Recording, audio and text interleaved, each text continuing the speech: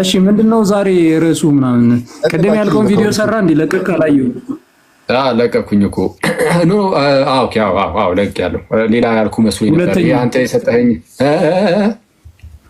ሁለተኛው ነው ማለት ነው ታሱ ላይ መጽሐፉ እሱ ላይ እሱን ነገ እንሰራለን ነገ እሰራለሁ ዛሬ ቅዱስ መስቀል ማማተብ ላይ ነበር የሰራሁትና ከሱ ጋር በተያያዘ ምን በሱ ላይ ነው ዛሬ ምን እናወራው እሱ ላይ ትንሽ ነገር እንበልና ከዛ በፊት ግን ከመሐመድ ጂኒኦሎጂ ጋር የዘር ሐረግ ጋር በተያያዘ ትንሽ ነገር ልበልና ተዛው ኖርማል ጠቅለል ያለ ነገር ብቻ እና አንድ ነገር አሳውቃችኋለሁ ዘን ወደ በመስቀል ምልክት ስለማማተብ ሄደን ጥያቄ ያለው ሰው ካለ ደግሞ እንቀበላለን ማለት ነው ኦኬ እንደዛ እናድርግ እሺ አንዴ ምናገርበትን ለኛም ለአድማጮች የምንሰማበትን እግዚአብሔር አምላክ ዝና ልቦናችንን ይክፈትልን ወደ ትምህርቱ አሜን አሜን ወንድማችን አንተ እርጉም እኔ ግን አለው አይደል ለኛም ለአድማጮች ሲል ቀኔ አለው ሰምና ወርቅ አለው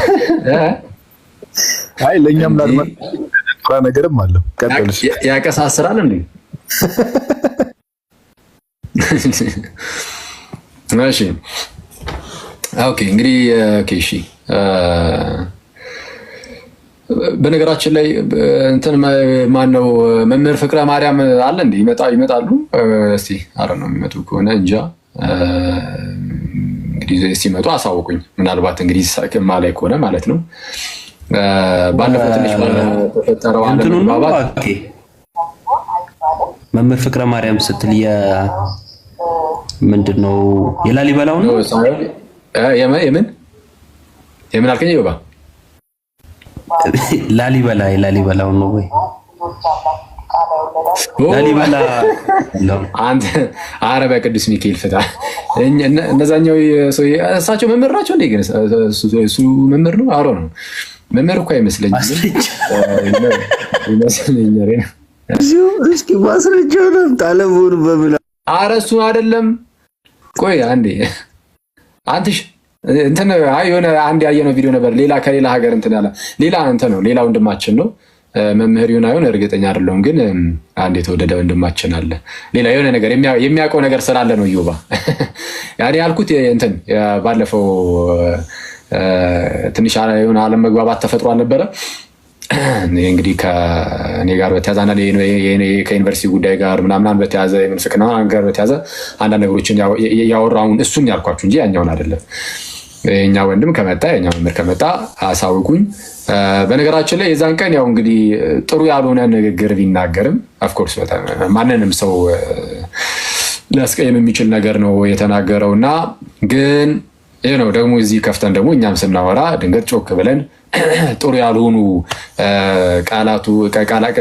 ቃላትን ተጠቅሜ ነበር አክቹሊ እኔ ነኝ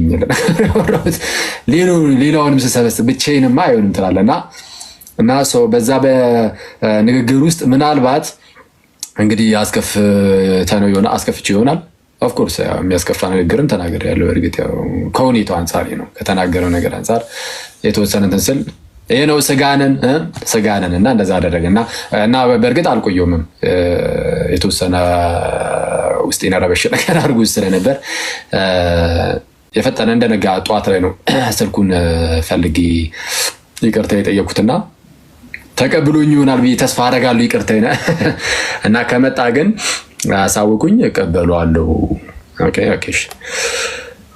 ኦኬ ወደ እንትኑን ለፍና ወደ ትምህርቱ አንድ ኮሜንት ልዝጋ እሺ ምንድነው ኦኬ እንዳይቃጠልባክ ቀስ እያልኩ አደረግነው አንተ ስዘጋ ነው የከፈትኩት ማለት ነው እሺ በቅዱስ መስቀል ምልክት ከማማተብ ጋር በተያያዘ እሱ ላይ የተወሰነ ነገር ከማለቴ በፊት እንግዲህ በእስልምና ውስጥ ነብይ ተብሎ ስለሚታመነው መሐመድ የዘር ሐረግ ጋር በተያያዘ ትንሽ ነገር ልበል ከዚህ ቀደም በነበረ አንድ ቪዲዮ ላይ አንድ ሙስሊም ወንድማችን እንደው በመጽሐፍ ቅዱስ ላይ መሐመድ ተጽፏል ወይም ደግሞ መጽሐፍ ቅዱስ ስለ መሐመድ ይናገራል የሚል ነገር አስቀምጦ ነበር ዋናው ሐሳብ እሱ ነው ታዲያ ግን በመጽሐፍ ቅዱስ ላይ ስለ መሐመድ የእስልምና ነብይ የተጻፈ ነገር የለም በቃ ባጭሩ የለም ነው። አለ ተብሎ የሚያዝ ከሆነ ራሱ የሚኖረው ከጌታችን ከክርስቶስ ኢየሱስ በኋላ ከቤተ ክርስቲያን ውጭ የሆኑ ነብይ ብለው ራሳቸውን የሚመጡ ካሉ እነሱ ሐሰተኛ ነቢያት ብቻ ነው የሚሉት በእኛ እምነት። ኦኬ ይሄንን ልንረዳ ይገባል። ከጌታችን ከክርስቶስ ኢየሱስ በኋላ ቤተ ክርስቲያን ከተመሰረተች በኋላ ከቤተ ክርስቲያን ውጭ ሆኖ ማለት ቤተክርስቲያን ስል ህንፃውን አይደለም፣ ይልቁንም የጌታ ቤተክርስቲያን ይህንን ህብረቱ አንድነቱ አለ አይደለ? ያ ጉባኤ ከዚህ ጉባኤ ውጭ ሆኖ እኔ ነብይ ነኝ ካለ ከጉባኤ ውጭ ከሆነ ከአካል ውጭ ከሆነ በአካል ውስጥ ያሉ ብልቶች አሉ። ለእያንዳንዱ ብልቶች ጌታ መንፈስ ቅዱስ ለእያንዳንዳቸው ጸጋን ይሰጣል። ግን ከዚህ አካል ውጭ ሆኖ ራሱን ከአካል ውጭ ያለ ግን ህይወት ያለው ብልት አድርጎ ካየ ከአካል ውጭ ከኢየሱስ ውጭ ህይወት አለ ብሎ የሚሰብክ አደገኛ ሐሰተኛ ነብይ ብቻ ነው የሚሆነው። መሐመድ ደግሞ ጭራሹኑ ከክርስትና ትምህርት ከክርስቲያን ትምህርት በጣም ፍጹም የራቀ ከእግዚአብሔር ትምህርት ፍጹም የራቀ ሰው ነው። እናውቀዋለን፣ እንረዳዋለን። እንግዲህ ለኤርሲያን አንድ ጊዜ የተሰጠ ሃይማኖት አለ፣ ከዛ በጣም ይወጣ ነው። እሱን ያዝ እናድርግና ሰው መሐመድ በመጽሐፍ ቅዱስ ላይ የፈጣሪ ነብይ ተብሎ ሊገለጽለት አይችልም። ምንም ይሄ ግልጽ ነው። ዝም ብለህ ብቻ የሚመስል ጥቅስ ባየ ቁጥር ብድግ እያደረክ ይሄማ ለመሐመድ ነው ካላልክ በስተቀር በቃ የለም እንደው ለማመድ ቢሆን ነው እንጂ እያልክ ብቻ ካለው ጽድቅ ማለት ነው። እና ብዙዎች እንደዚህ ተስተዋል። ለመንፈስ ቅዱስ የተነገረውን ሳይቀር ለማመድ ሲሉ አይተናል። ለመንፈስ ቅዱስ ሳይቀር የተነገረውን እንኳን ማለት ነው። ጌታችን መንፈስ ቅዱስን እልክላችኋለሁ ያለውን መሐመድን ነው እያሉ ሲፈቱ አይተናል። እና ይሄ እንደዚህ ኮንፊውዥን እንደዚህ ግራ መጋባት አለ። መሐመድ በመጽሐፍ ቅዱስ ውስጥ አይታወቅም፣ የለም ጭራሹኑ። የሆነ ሰዓት ላይ እንደው ወደ 7ኛ ክፍለ ዘመን አካባቢ ላይ የመጨረሻ ነብይ ነኝ ብሎ የተነሳ ሰው ነው። ወይም ደግሞ እንግዲህ እሱ እንደሚያስበው ወይም እንዳለው ከፈጣሪ ዘንድ ተገለጠልኝ ወረደልኝ ብሎ ይዞ የመጣው መጽሐፍ ላይ ወይም እንግዲህ ያቀበለው ቃል ላይ እዛ መገለጡ ውስጥ ለራሱ ምስክርነትን ይዞ የመጣ ሰው ነው። እና ስለማንም ሰው ደግሞ እንደው ነብይ ነኝ ብሎ ስለመጣ ብቻ ነብይ ነው ማለት አይደለም። እሱ እናውቀዋለን። ልክ እንደዚህ እነ ማኒም እንደዚህ አድርጓቸው ነበር። እነ ማኒ ከመሐመድ ቀደም ብሎ የነበሩ ሰዎች ናቸው። እና የማኒ ተከታዮች ማኒን የመጨረሻው ነብይ ብለው ነው የሚጠሩት። የመጨረሻው የፈጣሪ ነብይ። ኦኬ ኢግሌሲያ ኒ ክሪስቶ የሚባል የሆነ ቸርች አለ ከፕሮቴስታንቲዝም መነሳት በኋላ የተነሳ የዛ ፋውንደርም የዛ መስራችም ልክ እንደዚህ የመጨረሻ ነብይ እየተባለ ይጠራል። ግን መሐመድም ልክ እንደዚህ የመጨረሻ ነብይ እየተባለ ይጠራል። ማንም ግን ጋይስ ጌታ ኢየሱስ ከመጣ በኋላ ቤተክርስቲያን ከተመሰረተች በኋላ ከቤተክርስቲያን ውጪ ሆኖ የመጨረሻ ነብይ ነኝ እያለ ቢናገር ማንም ሰው ራሱን በራሱ መሾም አይችልም። ኦኬ ስለዚህ ሌላውን ሰው ሊያስት ይችላል። ግን እውነተኛ እንዲህ ያለ ነገርን ለራሱ ማንም ሰው ገንዘብ ማድረግ አይችልም። ስለዛ መሐመድን አሁን ከክርስትና አንፃር እንዴት ታዩታላችሁ ከተባለ እንደማንኛውም መናፍቃን ነው የምናየው። አለቀ። መሐመድን ከክርስትና አንፃር እንዴትኛውም መናፍቃን ነው የምናየው። ከማን የተለየ አድርገን አናየውም። ወይም ደግሞ ከኢግሌሲያ ኒ ክሪስቶ መስራች ከሱ የተለየ አድርገን አናየውም። እና ሰው ይሄንን ልናቀው ልንረዳ ይገባል። ሰው እንደነዚህ አይነት ሰዎችን መጽሐፍ ቅዱስ ውስጥ መፈለግ የማይታሰብ ነው። ስለዚህ እንዳልኳችሁ ስለሌለ የሚመስል ነገር ብቻ እያነሱ እንደው ይሄ ማለት እሱ ቢሆን ያሉ ያሸክማሉ። አሁን አንድ ወዳጃችን ምን አይነት ቪዲዮ ነው የሰራው? እንደው መሐመድ የእስማኤል በዘር ሐረግ ውስጥ ቀጥታ የዘር ሐረጉ ወደኋላ ሲቆጠር እስማኤል ድረስ እንደሚሄድ አዚ ፍልክ እንደዛ እንደሆነ ማለት ነው። ስለዚህ የእስማኤል ልጅ ነው ከዚህ አንፃር ማለት ነው። ስለ እስማኤል ደግሞ የተነገረ ነገር አለ መጽሐፍ ቅዱስ ላይ። ስለ እስማኤል የተነገረ ነገር ስላለ በቃ ለመሐመድም የሆነ ነገር እንስጡ አይነት ነገር። ጭራሽ እንደውም ለእግዚአብሔር የተነገረውንም ለመሐመድ ሲሰጡት አይተናል። ኦኬ እግዚአብሔር ከቴማን ቅዱስም ከፋራን ተራራ ይመጣል የሚለውን ይዘው ኧረ ፋራን የሚለው መካ ነው መሐመድን ቢሆን ነው እንደዚህ ለእግዚአብሔር የተነገረ ቀጥታ ለእግዚአብሔር የተነገረውን ሳይቀር እያነሱ ለመሐመድ ይሰጣሉ። ይሄ የሚያሳየው ምንም ጥቅስ ስለሌለ እንደመጣላቸውን የመወሰድ ነገር ነውና ክብሩ ሰማያትን ከርኗል ምስጋናው ምድር ሞልቷል እያለ ለመሐመድ ነው ይላል። ለማንኛውም መለስ እንበልና ምንድነው በዛ በሰራ ቪዲዮ ላይ እንግዲህ ያው ሙሉ ምላሽ ስላለ ለሙሉ ምላሽ እዛው ላይ እዩ። ግን አንዲት ፕሪሶፖዚሽን አለች። እሷ ላይ ብቻ ነው አሁን የተወሰነ ነገር ማሳወቂያችሁ የማልፈው። ምክንያቱም እዚህ ርዕስ ላይ በጣም በሰፊው አሁን ሰሞኑን ስለምመጣበት አስፈላጊ ከሆነ ደግሞ አስብበትና ኡስታዞቻቸውን ትልልቅ ኡስታዞቻቸውን በዚህ ርዕስ ላይ ዲቤት ይጠራሉ። ትልልቅ ኡስታዞቻቸውን እዚህ ርዕስ ላይ ማለት ነው። ምክንያቱም አንድ ጥያቄ አንስተናል። ምንድነው መሐመድ የዘር ሐረጉ ወደ ኋላ ሲቆጠር እስማኤል ድረስ ይሄዳል እያሉ ነው። የእስማኤል የእስማኤል ፊዚካል ዲሰንደንቱ ነው እያሉ ነው። ፊዚካል ዲሰንደንቱ ከሆነ ማስረጃ አምጡ። ማስረጃ የለም ብቻ አይደለም። በነገራችን ላይ እስካሁን ድረስ ያደረኩት በቪዲዮ ላይ እስቲ ማስረጃችሁን እንስማው ነው አይደለ? ከዚህኛው ሳይድ ደግሞ የሚመጣ ደግሞ አለ። ምን በተቃራኒው ጭራሽ እንዳልሆነ የሚያሳይ ከራሳቸው ከእስልምና ሳይቀር እያነሳን የምናሳያቸው ነገሮች ስላሉ ከሊኔጁ ጋር በተያዘ ከዚህ ከጂኒኦሎጂ ጋር በተያዘ ከዘር ሐረጉ ጋር በተያዘ የሙሐመድ እሳቤ ምንድነው? በሐዲሳቱ ላይ ያለው የሙሐመድ ባዮግራፊ በተለይ የኢብን ኢስሐቅ እዛ ላይ የተቀመጡ አንዳንድ ነገሮች ምን ይመስላሉ? እርስ በርስ እንዴት ይጣረሳል? እነዚህ ነገሮች ሁሉ አንስተን የምናይ ይሆናል። እስካሁን ግን ያደረኩት ነገር ምንድነው? ማስረጃ አለ ወይ? ምክንያቱም በተለምዶ እንዲሁ ስለሚባል ብቻ እውነት መስሎ ቁጭ ያለ ነገር አለ። አሁን በእኛ ዘንድም እስማኤላውያን እንሌለ እንዴ? አሁን እንደውም አንዲት ጓደኛዬ ምስነግሬ ነበር። እናቴ እንዴ ሙስሊሞች ማነሱማ እስማኤላውያን አይደሉ እንዴ ብላኛለች አለች። እና ትክክል ነው። አሁን አይደለም ከበፊትም የተለመደ ነው። ከነሱ ውስጥ አንዱ የሆነ እንደማለት ነው። እንደዛ ብሎ ሊያስቀምጥ ይችላል። ይሄ ኢን ጀነራል ያለውን ኮንሰፕት ብቻ ነክቶ የማለፍ እንጂ እዛ ታሪክ ላይ ያጠነጠነ የተናገረ የለም። በደፈናው እስማኤላውያን ተብሎ እንደዚህ ሲጠሩ ይታያል። ግን ቀጥታ ስለ መሐመድ እናንሳ ከተባለ መሐመድም ይሄን ነገር ክሌም አላደረግም። ፕላስ ደግሞ ቁርአኑ ላይም የለም። አንድም ቁርአን ላይ የሌለ ነገርን እርግጠኛ ሆነው በምን መልኩ ሊያምኑ ይችላሉ? ፋብሪኬት የተደረጉ ነገሮች ሊሆኑ ይችላሉ ብለው ራሱ እንዴት አያስቡም? አክቹሊ ቁርአን ላይ ቢኖርም ያን አለኛ አሳማኝ ነገር ሆነ አይደለም፣ ግን ለራሳቸው እንኳን የተወሰነ አይን ገላጭ እንዲሆን ማለት ነው። እንደው ሐዲስ ላይ ይኖራል ምናምን የተባለ ነገር አለ። ሐዲስ ሳሂህ ሙስሊም ላይ አለ የሚል ነገር አለና ሳሂህ ሙስሊም ላይ እንዴት ከራሱ ጋር እንደሚጋጭ ከራሱ ከማመር ከሌሎች ነገሮች ጋር እንደሚጋጭ አሳያቸዋለሁ። ግን አሁን የተጠየቀው ማስረጃ ከሐዲስ አይደለም። ምክንያቱም የሳሂህ ሙስሊም መሐመድ መጥቶ ከ200 ዓመት በኋላ ነው የተጻፈው እና ፌክ የሆኑ ሐዲሳት ሲፈጸሙ ማለት ማንደው ሊፈጸሙ ይችላል ወይም ሊጻፉ ይችላሉ። ኦኬ አንዳንዶቹን ዳኢፍ ምናምን ያሉ የሚያወጡት እኮ አይ ይሄ ነገር እንደው ስህተት ሊሆን ይችላል እየተባለ አይደል? እና ልክ እንደዚህ አይነት ነገሮች በእስልምና ዘንድ በኋላ ላይ በጣም ሰርኩሌት የሚያደርገው ምንድነው? በቃ እንደው በይስሐቅ በኩል ነው ማነው በእስማኤል በኩል ነው መሐመድ የመጣው፣ ስለዚህ የአብርሃም ተስፋ ብለሱም አለ አይነት ነገር ወይም የአብርሃም ሃይማኖትን እርሱ አስቀጥሏል የሚመስል ነገርን እንዲህ ያሉ ነገሮችን ለማስቀመጥ ይሞክራሉ። ግን አይደለም። ኦኬ አይደለም። ማስረጃ የለውም። በተቃራኒ ያለውን እንዳልኳችሁ ሰሞኑን ኦርጋናይዝ አድርጌ የተወሰነ ሰጣችኋለሁ። መለስ እንበልና ደግሞ የምርም ግን የእስማኤል ልጅ ቢሆንስ ያናል ምን የሚያመጣው ለውጥ ይኖራል? ከእስማኤል ቀጥታ የመጣ ቢሆን ነው ብያላምን። ግን ቢሆን ራሱ በእስማኤል በኩል ነብይ ያስነሳሉ የሚል መጽሐፍ ቅዱስ ላይ አንድም የለም። እንደውም ስለ እስማኤል የሚነገረው እስማኤል በሰው ላይ የሚነሳ ሰዎችን በእስማኤል ላይ የሚነሱ እንደሆነ ነው መጽሐፉ የሚናገረው። ኦኬ ወራሽ ያልሆነ የባሪያይቱ ልጅ እንደመሆኑ ከቤት የተባረረ ነው ወይም ከቤት የተነጠለ ነው። ለብቻው ህዝብ አድርጎታል እግዚአብሔር። የዛኑ ሰዓት ያንን ቃሉን ፈጽሞለታል። 12 ታላላቅ አለቆች ከእርሱ ተወለዱ ዘንድ ታላቅ ህዝብ አደረገው። ከዛ በኋላ ምን እንደተፈጠረ አናውቅም። በዛ ደረጃ አንዳንድ አርኪኦሎጂዎች አሉ ከተለያዩ ነገሮች ጋር በተያዘ እስማኤላይትስ እንዴት ነው ወዴት ሙቭ አድርገዋል ምናምን ኢቨን ከራሱ ከመካ ጋር በተያዘ መካ የሚባል ጨራሹ እንደው የለም የሚል አርኪኦሎጂካል ኤቪደንሶች አሉ አንዳንድ እና እሱንና መሰል ነገሮችን የምናይ ይሆናል። እና ዋናው ማወቅ ያለብን ግን ከእስማኤል ዘር ቀጥታ የመጣ ቢሆን ራሱ መጽሐፍ ቅዱሳችን በእስማኤል በኩል ነብይ ይነሳል የሚል የለም። አይተዋል።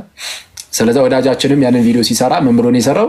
እግዚአብሔር ከቴማን ጻድቁም ከፋራን ተራራ ይመጣል ይላል። እግዚአብሔር ከቴማን ጻድቁም ወይም ቅዱሱም ከፋራን ተራራ ሲል ቅዱስ የተባለው ራሱ እግዚአብሔር ነው። እግዚአብሔር ነው የሚጠራው። እሺ እግዚአብሔር ከቴማን ቅዱሱም ከፋራን ተራራ ይመጣል ይልና እሺ ክብራቸውም አላለም። ምክንያቱም እግዚአብሔርም ቅዱሱም አንድ ስለሆነ ወይም እግዚአብሔር ከቴማን ቅዱሱም ከፋራን ተራራ ይመጣሉ አላለም። ይመጣል ነው ምክንያቱም ስለ አንድ ሰው ነው የሚናገረው። ስለዚህ ክብሩ ሰማይን ከደነ ምድሩም ማን ነው ይቅርታ ምስጋናው ምድርን ሞላ ተብሎ ተነገረለት። እና ለእግዚአብሔር የተነገረውን ራሱ አይቷል። ፈልገ ስታጣ ለእግዚአብሔር የተነገረውን ለማመድ ስትሰጠው ሳድ ያሳዝናል። እና እንደዛ ነው። ይሄንን የዚህን ያህል ካልን መለስ ብለን በቅዱስ መስቀል ምልክት ስለማማተብ የተወሰነ ነገር እንበልና ወይ አቤት ብሮስኪ ቃሎት ያሰማልና እዚህ ሐሳብ ላይ አሁን እዚህ ሶቢዮ የሚባለው ቢሾፕ የተባለው አንዳንድ ነገሮችንም ቼክ ለማድረግ ሞክሬ ነበርና እሱ እንደጻፈው ራሱ በቂ ማስረጃ አለ። አትሪቢዩት የተደረገ ነው የሚሉ ነገሮችን አንብቤያለሁ። እንደው በሱ ስም ተደርጎ የሚጻፉ ጽሁፎች አሉ አይደል? ይሄ ላይክ የአርመን ቤተክርስቲያን ቢሾፕን የተባለው ራሱ ቀደም እንዳልከው ያው ብዙ የሚያመጣው ለውጥ የለም፣ ግን በሱ ስም አትሪቢዩት የተደረገ ነው እሱ እንደጻፈው ራሱ የአርመን ኦርቶዶክስ ሜምበር ሆኖ ራሱ እሱ አልጻፈውም ብሎ አርጊመንት የሚያነሱ ሰዎች አሉ ከስነ ጽሁፉ አንፃር ማለት ነው። እና ሜቢ እሱ ላይ ያገኘው ነገር አለ፣ ሜቢ ኦልሬዲ ቪዲዮ ላይ አድሬስ ያረከው ነገር አለ። በርግጥ እንግዲህ አሁን አትሪቢዩት የተደረገ ሊሆን ይችላል፣ ኦፍ ኮርስ ሊሆን ይችላል፣ ግን ያናል ብዙም ግድ አይሰጥም ነው። አሁን እሱ እንደዛ ብሎ ቢናገር ጀነራሊ ያለውን ነገር ቀጥታ የመናገር እንጂ እዛው ጉዳይ ላይ ታሪኩን እያነሳ አይደለም። እዛው ጉዳይ ላይ ያለውን ታሪኩን እያነሳ አይደለም። ግን ራሱ ጽፎታል አልጻፈውም፣ እንግዲህ በዛ ደረጃ ሆነ እኔ አላጠን ነው። ራሱ ጽፎታል አልጻፈውም የሚለው ቢጽፈውም ግን ምንም ለውጥ አያመጣም።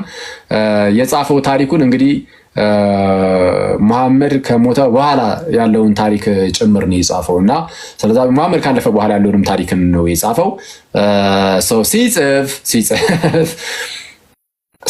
ከእስማኤል ልጆች ብሎ ቢቆጥረው ወይም ቢናገርለት ጀነራል ያለውን ነገር እንጂ እየጻፈ ያለው ታሪክ ስለ መሐመድ አይደለም። እየጻፈ ያለው ታሪክ ስለ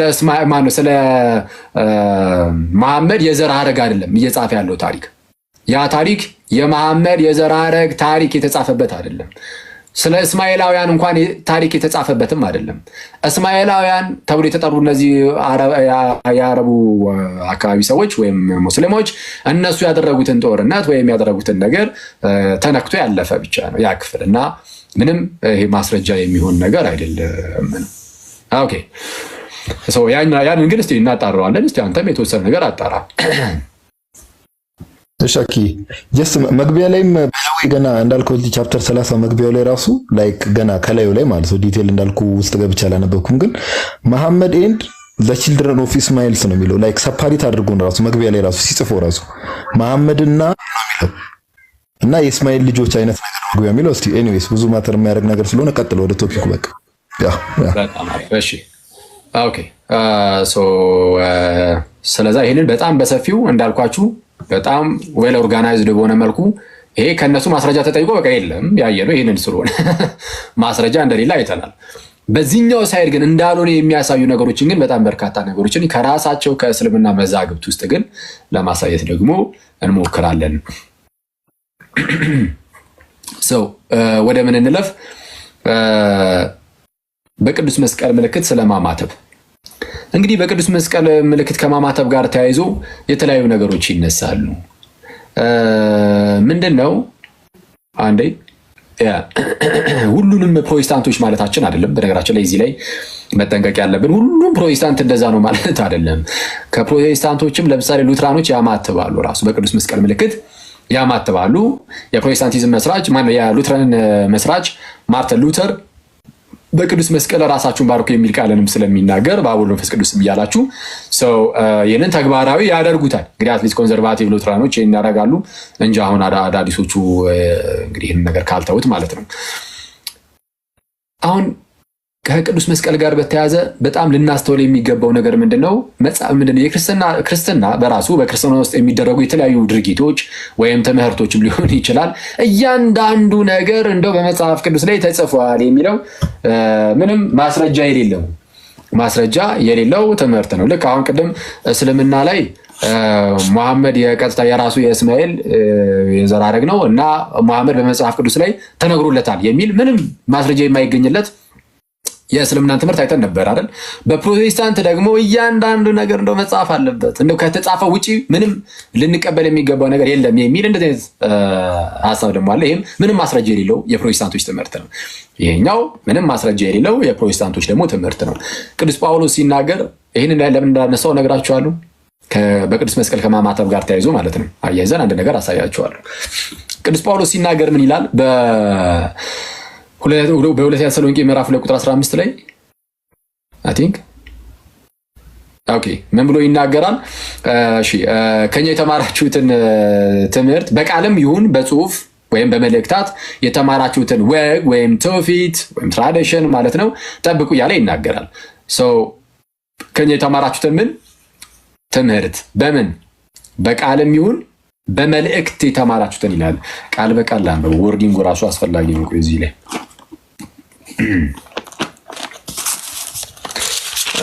ኦኬ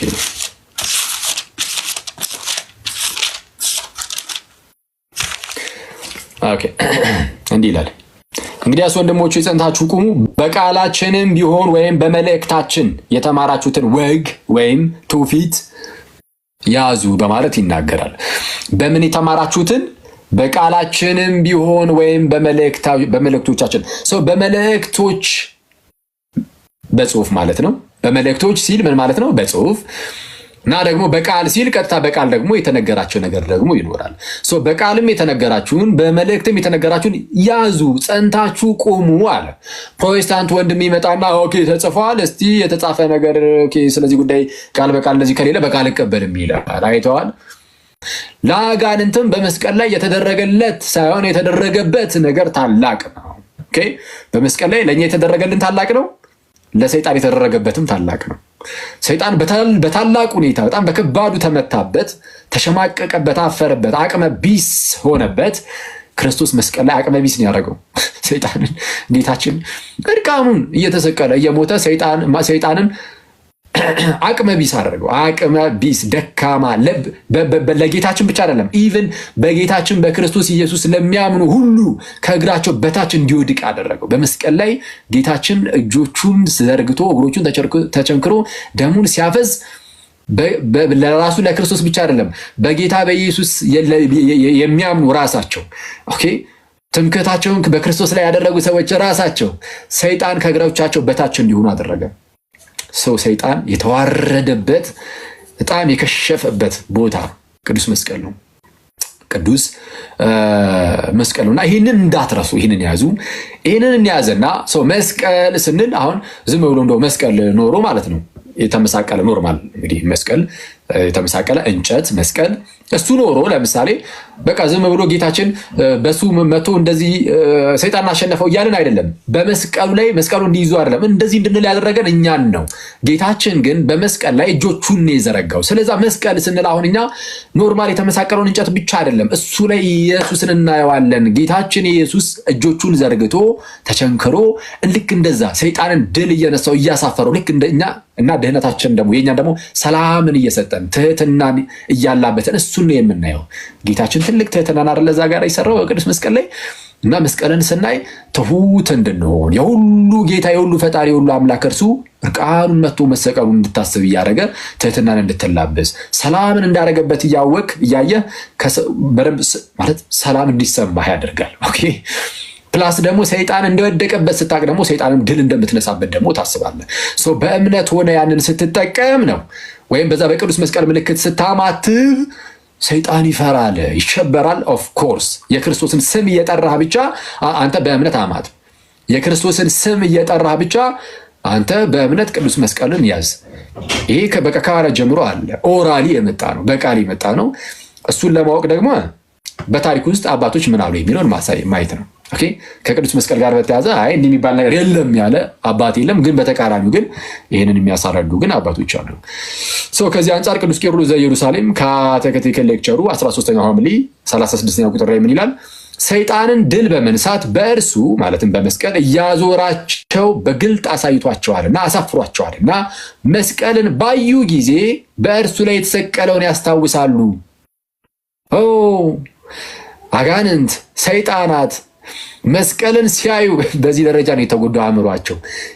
የአጋንንት አእምሮ በዚህ ደረጃ ነው የተጎዳው። በምን ደረጃ? መስቀሉን ራሱ ሲያይ ትዝ የሚለው እሱ ላይ የተሰቀለውን ኢየሱስ ነው ትዝ የሚለው። ማን ትዝ የሚለው? ኢየሱስ። እሺ ምን አለ? መስቀሉን ባዩ ጊዜ በእርሱ ላይ የተሰቀለውን ያስታውሳሉ፣ የእባቡንም አናት የቀጠቀጠውን እርሱን ይፈራሉ። ስለዚህም መስቀል ለአማኞች ምልክታቸው ለአጋንንትም አሸባሪያቸው ነው ይላል። አይቷል መስቀሉን ሲያይ ሰይጣን አንተ በእምነት ያዘው እንጂ ኦኬ በቅድስና ሆነ ያዘው እንጂ ኢየሱስ ክርስቶስን እያሰብክ ዝም ብለህ ለጌጥ እኮ የሚያደርግ እኮ አለ መስቀልን አይደል? የለም አለ። ኢየሱስን እያሰበ ነው፣ በልቡ ኢየሱስን ይዟል። በልብ ኢየሱስን ካላስክ መስቀሉ ብቻውን ምንም ጥቅም የለውም። በልብ ኢየሱስን ካላስከው እምነት ከሌለ ዝም ብሎ መስቀሉን እንደ ፋሽን ዝም ብሎ አድርጋ አንጠልጥለ ምናምን ብትሄድ ምንም ጥቅም አይኖረውም።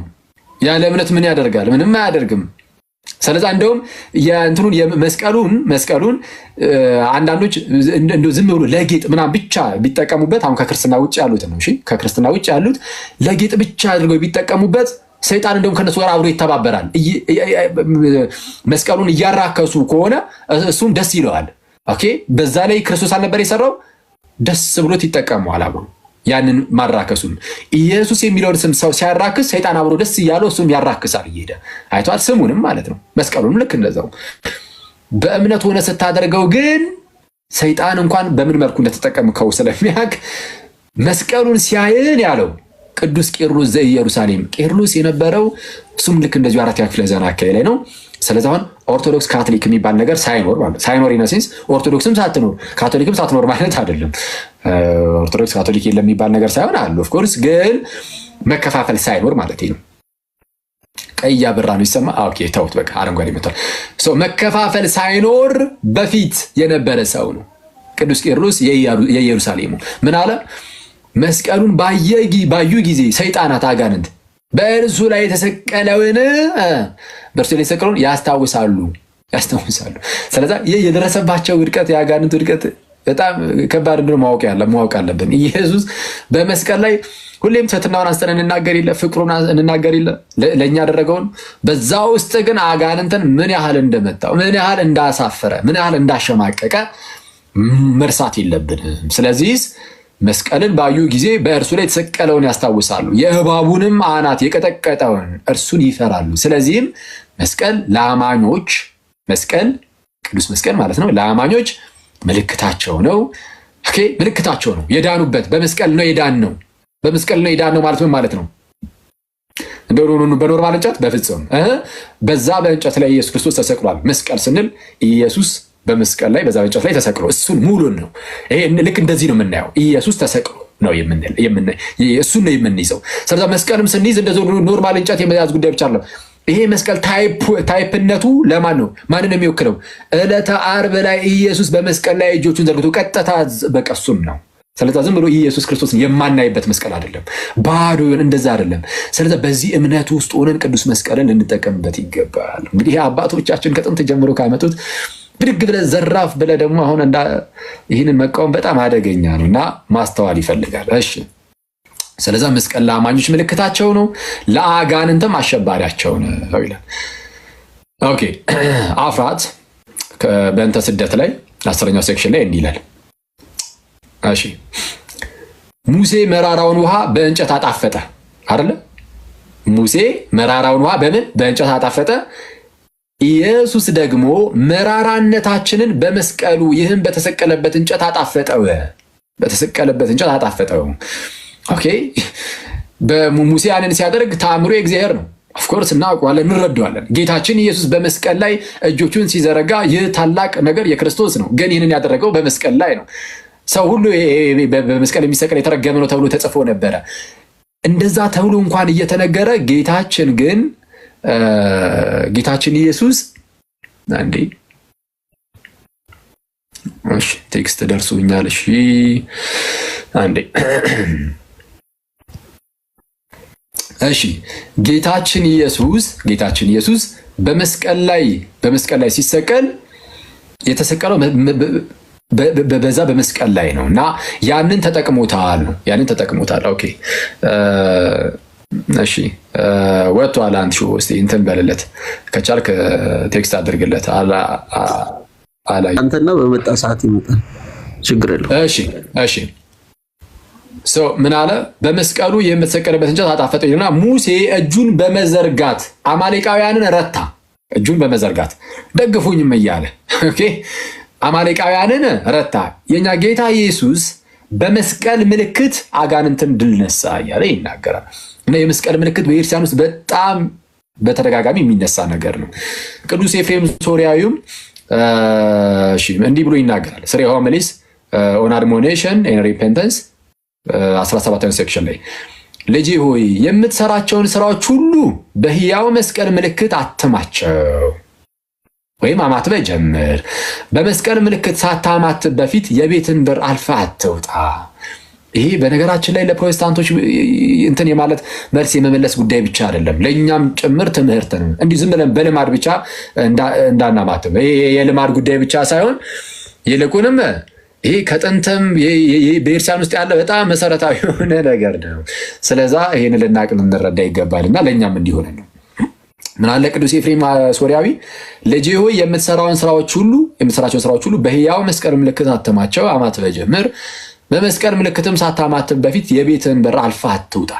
ስትበላም ይሁን ስትጠጣ፣ ስተኛም ይሁን ስትራመድ፣ በቤት ውስጥም ሆነ ይሁን ወይም በመንገድ ላይ ወይም ስራ በመፍታትም ጊዜ ቢሆን ይህንን ምልክት የመስቀል ምልክት ማለት ነው አትተው። እንደ እርሱ ያለ ጠባቂ የለም። በስራዎች ሁሉ ፊት እንደ ግድግዳ ከለላ ይሆንልሃል። አጥብቀውም ይይዙት ዘንድ ይህንን ለልጆች አስተምር ይላል።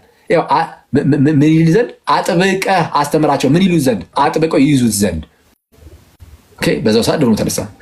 የክርስቶስን ስም እየጠራበት በቅዱስ መስቀል ምልክት አጋንንት ያደረበት ሰው ላይ ማማተብ ጀመረ። ሲያማተብ ቅዱስ እንጦንስ ሕይወቱ የሚገርም ነው። ለክርስቶስ የተሰጠ ሰው፣ ለጌታችን የተሰጠ ባይዘዌ ቅዱስ እንጦንስ ማለት ሀብት የነበረው ሰው ነው።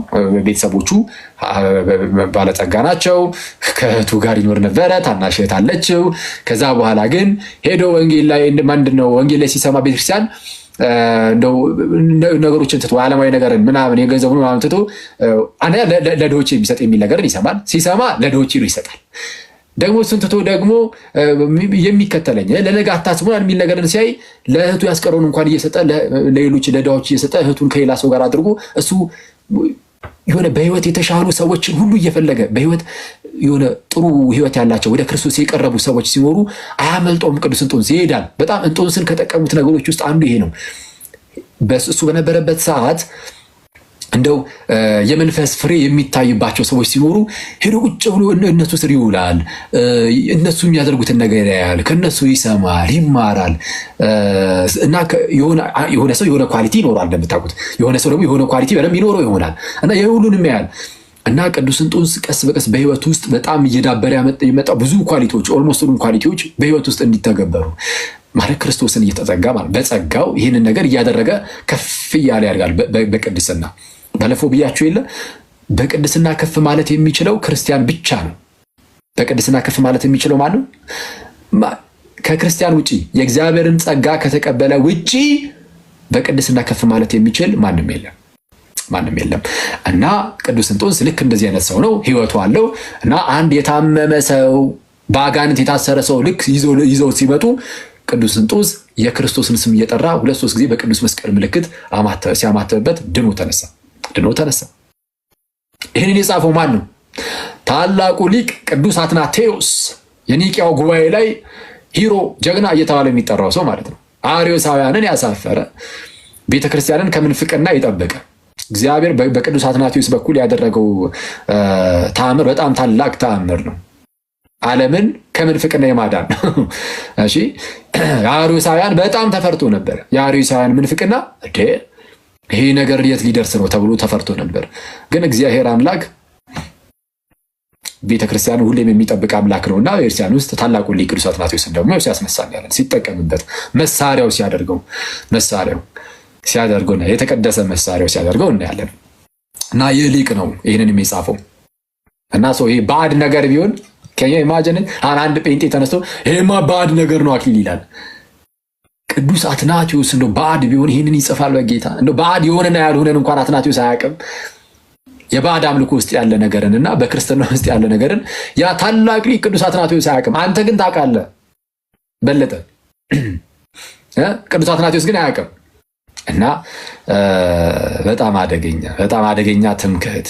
እኔ የአባቶችን ትምህርት ሲነገረው የአባቶችን ትምህርት እሱ ትክክል አይደለም እኔን የማውቀው የሚል ሰው በተለይ በስፋት የተነገረ ከሆነ ማለት ነው። በብዙ አባቶች የተነገረው ነው ሁሉም አባቶች ተሳስተዋል እኔ ብቻ ነኝ ትክክል ብሎ የሚመጣ ሰው በጣም ይሄ አደገኛ ድንቁርና ነው የሚሆንብን። እሺ ኦኬ። ተጨማሪ ቅዱስ ቄርሎስ አሁንም የኢየሩሳሌሙ እዛው ካቴኬቲክ ሌክቸሩ 13ኛው ሐመሌ ላይ ቁጥር 3 ላይ እንዲህ ይላል። ይሄ በጣም መወድለት አገላለጽ ነው። የቅዱስ ቄርሎስ በጣም ወደለት አገላለጽ በዓለም ውስጥ ይላል ብዙዎች ተሰቅለው አልፈዋል። በዓለም ውስጥ ማለት ብዙዎች ተሰቅለው ኦፍ ኮርስ ማለት አብዛኞቹ ወይ ለመቀጣት ሊሆን ይችላል በአንድም በሌላ ምክንያት ምን ብሏል ተሰቅለው አልፈዋል። ከጌታችን ኢየሱስ በፊት በርካታ የተሰቀሉ ሰዎች ይሉ አሁንስ ምናልባት የተሰቀሉ ሰዎችን አናቅም ከክርስቶስ በኋላም ቢሆን ማለት ነው። በዓለማችን ላይ ተሰቅለው ያለፉ በጣም በርካታ ሰዎች አሉ እና ምን ኦኬ እሺ ተሰቅለው ያለፉ አሉ እና ምን ቅዱስ ቄርሎስ ቀጠል ያደርግና እንደዚህ ይላል ሰይጣን ግን በአንዳቸውም እንኳን የደነገጠ አይደለም ማለት ተነስተ በተሰቀለ ሰይጣን ምንም አይደለም እንደው ደስ ነው የሚለው ይስቃል ኦኬ አንድ ሰው ሲሰቀል ራሱን ሲያጠፋ ወይም ደግሞ በሌላ ምክንያትም ሲሰቀል ሊሆን ይችላል በስተቱ ከሆነ በቀደም ይስቃል ሰይጣን ሊስቅበት ብቻ ነው የሚችለው ምንም የሚደነግጥበት ምክንያትም የለም ኦኬ እና ምን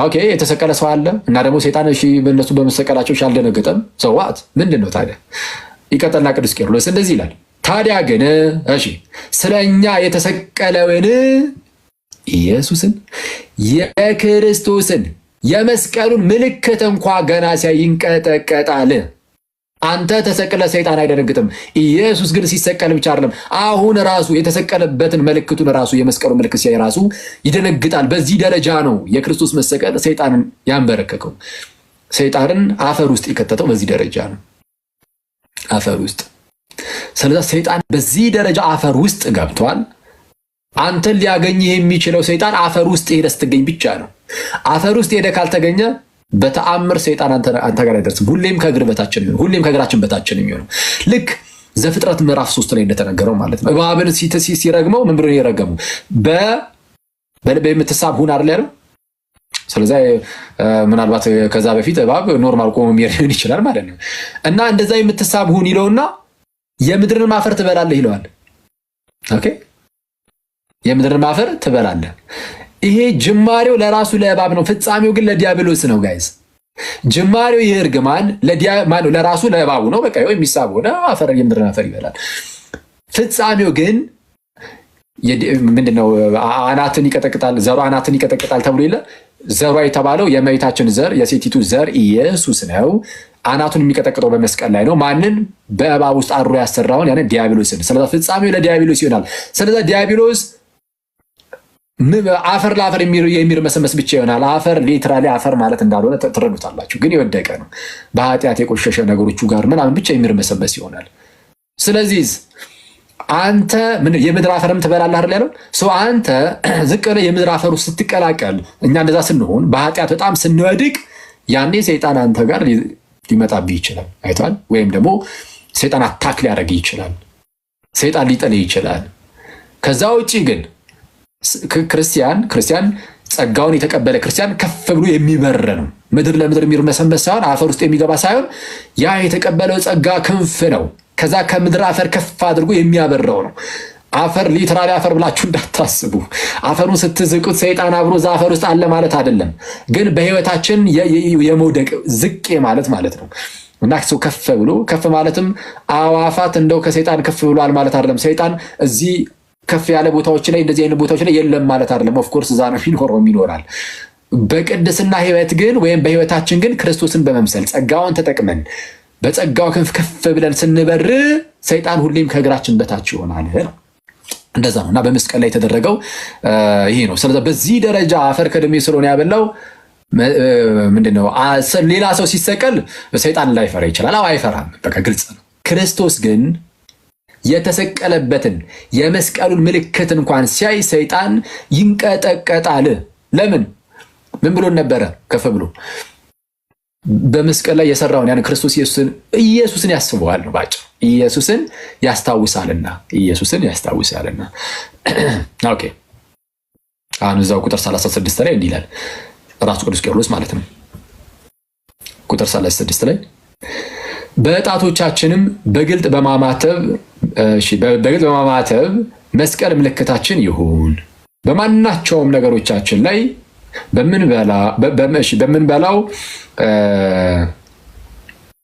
በምንበላው እንጀራም ላይ ይሁን በምንጠጣው ላይ በመግባትና በመውጣታችን ቢሆን እንዲሁም ከመተኛታችን በፊት ስንቀመጥና ስንነሳ በመንገድም ሳለን ባለንበት ቦታ ሁሉ ጠብቆቱ ኃያል ነው።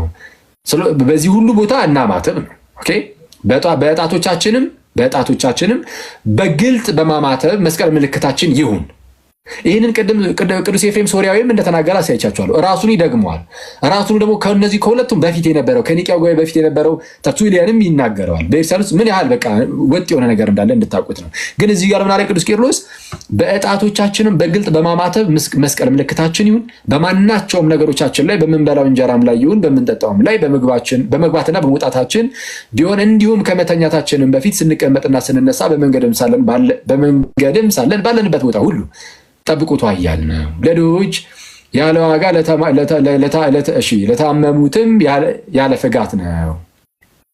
ጸጋው ከእግዚአብሔር ነው። ይህን ባይዜ ቀጥታ ይናገረዋል እዚህ ክፍል ላይ ጸጋው ከእግዚአብሔር ነው። ጸጋው ከማን? ከእግዚአብሔር ነው። መስቀል ለአማኞች ምልክት፣ ለሰይጣን አሸባሪ ነው ብሎ እዚህ ላይ ያስቀምጧል ማለት ነው። እሺ እንደዚህ የሚቀለድባቸውና የማይቀለድባቸው ነገሮች አሉ። ስለዛ ለምሳሌ ላትቀበል ትችላለህ አይደል? ምናልባት ቃል በቃል ጽሁፍ ላይ ስለሌለ ልትል ትችላለህ። ካልክ በቃ ጥንቃቄ አሁን በተለይ ከጥንት ጀምሮ ካለ ጥናት ታደርግበታለህ። ዝም ትልና ብለህ ጥናት ማድረግ ከመቀለድ በፊት እንደዚህ ነገር ላይ ሞክ ከማድረግ በፊት ማለት ነው። እና ይህንን ልናቅ ልንረዳ ይገባል። ከዛ ውጭ ግን ራሱ የፕሮቴስታንቲዝም አባት ማርቲን ሉተርም ሲነሳ በቅዱስ መስቀል ምልክት በአብ ወልድ ወመንፈስ ቅዱስ ስም እያላችሁ ጸልዩ፣ ራሳችሁን ባረኩ እያለ ይናገራል።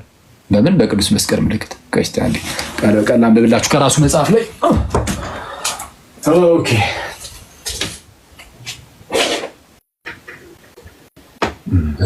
ሉተር ጋር ደርሰናል ይላል። ጉዞ እንደቀጠለ ነው። ሉተር ጋር ደርሰናል። ኧረ አለቀ በቃ ጨረሰ። ደርሰናል።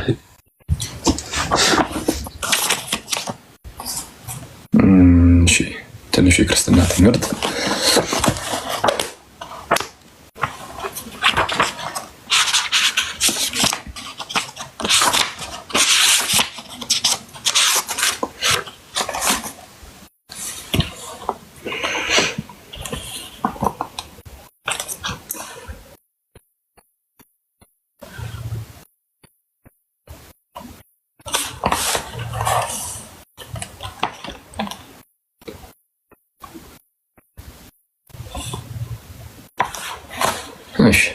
እንዲህ ይላል። በቃ ቀጣ ዝም ብላ ምብላችሁ።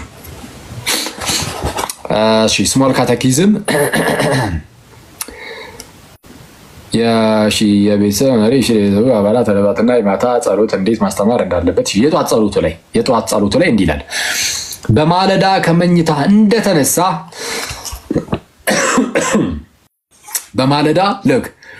በማለዳ ከመኝታ እንደተነሳ በቅዱስ መስቀሉ ምልክት መስቀል ራሱ ሲጠራ ቅዱስ ብሎ ነው። ማርቲን ሉተር ቅዱስ መስቀል ነው የሚለው። በቅዱስ መስቀሉ ምልክት በማማተብ እንደዚህ ትላለ፣ እግዚአብሔር አብ ወልድ መንፈስ ቅዱስ ጠብቀኝ አሜን። ከዚያም በመንበርከክ ወይም በመቆም የሐዋርያትን የእምነት መግለጫና የሐዋርያት የእምነት መግለጫ ኦኬ፣ የጸሎት ሃይማኖቱን ክሪዱን የጌታን ጸሎትም ጸልይ ይልና ከበለክ ትንሽ ጸሎት ደግሞ በተጨማሪ መጸለይ ትችላለህ ብሎ ደግሞ የራሱን ጸሎት ደግሞ ያስቀምጣል እዚህ ጋር። ስለዛ ምንድነው በጠዋት ተነስተ ማለዳ ስትነሳ ምንድነው የምታደርገው? በቅዱስ መስቀል ምልክት ታማተባለህ። ይህንን ከዚህ በፊት ቴሌግራም ላይ ብያችሁ ነበር፣ ታስታውሳላችሁ ጋይስ? እንደዚህ አይነት ልምድ ምን አይነት ልምድ? ልክ ከእንቅልፋችን ስንነሳ ብዙ ጊዜ አሁን ያው ያለው ነገር ምንድነው ስልካችን አጠገባችን ይኖራል። ከዛ ልክ እንደተነሳ ልክ አይነ ስገልጥ ወዲያውኑ ወይም ደግሞ ለሳገልጥ ራሱ እጅን ዳብስ ምናምን ስልክ ልታነሳ ትችላለህ። እና እንደተነሳ ስልክ ላይ ማየት ራሱ የለብንም። ክርስቶስን ልክ እንደተነሳን የመጀመሪያው አይናችን የሚያየው አእምሯችን የሚመጣው ስልክ ላይ ሆኖ መጀመር የለብንም ቃል እንደተነሳ ግን በቅዱስ መስቀል ምልክት ማማተብ። በቅዱስ መስቀል ምልክት ማማተብ ዝም ብሎ የልምድ ጉዳይ አይደለም ብያችኋለሁ። በቅዱስ መስቀል ምልክት ማማተብ ኢየሱስ ክርስቶስን በዕለተ ዓርብ መስቀል ላይ ተሰቅሎ እሱን ነው ጭንቅላታችን ሊያስብ የሚገባው። ስለዚህ እሱን ነው አስበህ የምትነቃው። ስትነቃ እሱን እያሰብክ በቅዱስ መስቀል ምልክት ታማተባለህ። ስለዛ እንደዛ አድርጉ። 1300 ምናምን ሰው ይታየኛል። ከአሁን በኋላ ልክ ስንነሳ ከዚህ ውስጥ ምናልባት ክርስቲያኖች 1000 ከሆናችሁ ልክ ከእንቅልፋችን ስንነሳ የመጀመሪያው ማድረግ ያለብን ስለ ክርስቶስ ማሰብ እና በቅዱስ መስቀል ምልክት ማማተብ። ከዛን እንግዲህ ወደ ጸሎት ቢገባ ነው እንደዛ መሆን ያለበት። ኦፍ ኮርስ በእርግጥ እዛ ቴሌግራም ላይ እንደዛ ነበር የተባለው። ከመጸለያችን በፊት ጭራሽ ስልክ አለማየት፣ ምንም አይነት ነገር፣ ምንም አይነት ጉዳይ ይሄ ኖርማል ይሄ ሶሻል ሚዲያ ምናምን ብቻ አይደለም፣ ምንም አይነት ጉዳይ ስልካችን ላይ አለማየት አማትበን ከዛን ተነስተን እንደው አባታችሁ ነኝ ብትሆን ጸልየን ከዛ በኋላ ነው የምናየው ምናምን እንባባል ነበረ እና አሁን አትሊስት ግን ማማተብ ከዛ በኋላ ልትለታይ ትችላለህ። አትሊስት ግን በዚህ መጀመር በቅዱስ መስቀል ምልክት ግን ማማተብ እንዳትረሱ።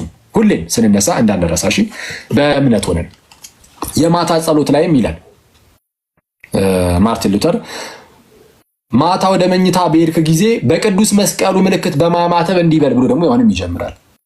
በቅዱስ መስቀል ምልክት እንዲህ በል ምንድነው? በቅዱስ መስቀል ምልክት አማት ሲተኛም አሁን ከእንቅልፉ ሲነሳ ማለዳ ላይ በቅዱስ መስቀል ምልክት እንዲያማትብ ወይም እንዲያማትቡ በኋላ ሲተኙም ደግሞ በቅዱስ መስቀል ምልክት አማትበው ጸልየው እንዲተኙ ይናገራል። እንግዲህ ይሄን አሁን የፕሮቴስታንቲዝም መስራች ማርቲን ሉተርም ይሄንን ነገር ይላል እና የሆነ ሰዓት ላይ ግን ብድግ ብለህ መተህ ግን አሁን አንዳንድ ፕሮቴስታንት ወንድሞቻችን በዚህ ደረጃ በቅዱስ መስቀል ምልክት ማማተብ ላይ እንደዚህ ሞክ ሲያደርጉ ሲቀልዱ ስታይ በጣም እንድታዝን ያደርጋል። እና ፕሮቴስታንቲዝምም እንዳልኳችሁ ሰዎችን ምን ያህል ደፋር እንደሚያደርግና ነገሮችን ሁሉ የሚሳደቡ የሚያላግጡ የጌታ የሆኑ ነገሮች ላይ የሚያላግጡ የጌታ ጠላት የኢየሱስ ጠላት እንዲሆኑ ያደርጋቸዋል፣ እንደሆኑም ያሳብቅባቸዋል። እና አንዳንድ ጊዜ አሁን ይሄ ጸረ ማርያም ምናምን የሚባሉ አሉ አይደለ? አሁን ፕሮቴስታንቶች ነው ጸረ ማርያም የሚለው እኔ አሁን ኦኬ እሺ ምንድነው ሰውንም እንትን ለማለት ላለማናደድ ምናልባት ሁሉንም ላይሆን ይችላል። ግን በጣም ብዙዎች አሉ ጸረ ማርያም አይደሉም፣ ጸረ ኢየሱስ ናቸው። ጸረ ኢየሱስ ጌታችንን ፍጹም ይካዱ የጌታችንን ነገር ሲሳደቡ የሚውሉ የኢየሱስ ነገር ጠላቶች ሆኑ አሉ። እና ይሄ ጸረ ማርያም እንደውም ቀላል ነው፣ ከዛ የዘለለ ነው። ጸረ ኢየሱስ ናቸው፣ ጸረ ኢየሱስ ናቸው። አክቹሊ ሰው ጸረ ማርያም ከሆነ ጸረ ኢየሱስ ይሆናል። እና ኢየሱስ ላይ ራሱ እንዲህ ያለ ነገር ያልተገባ ነገር እንዲናገሩ ስለሚያደርጋቸው ፕሮቴስታንቲዝም አደገኛ ይሆናል። እንደዛ ነው። እናንተ ሰዎች ስንት ሰዓት ሆነ አሁን? እሺ ኦኬ ያለው ለስድስት ጉዳይ አክቹሊ አምሽተ በነገራችን ላይ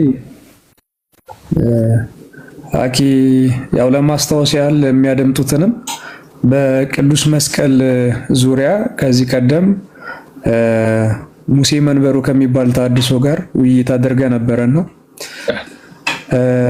ያው ስለ መስቀል ምንነት ከአንድ ታድሶ ሙሴ መንበሩ የሚባል እንግዲህ ልታውቁ ትችላላችሁ። ከሱ ጋር ያደረገው ውይይት አላኪ ጽጌ በለ ሙሴ ነው።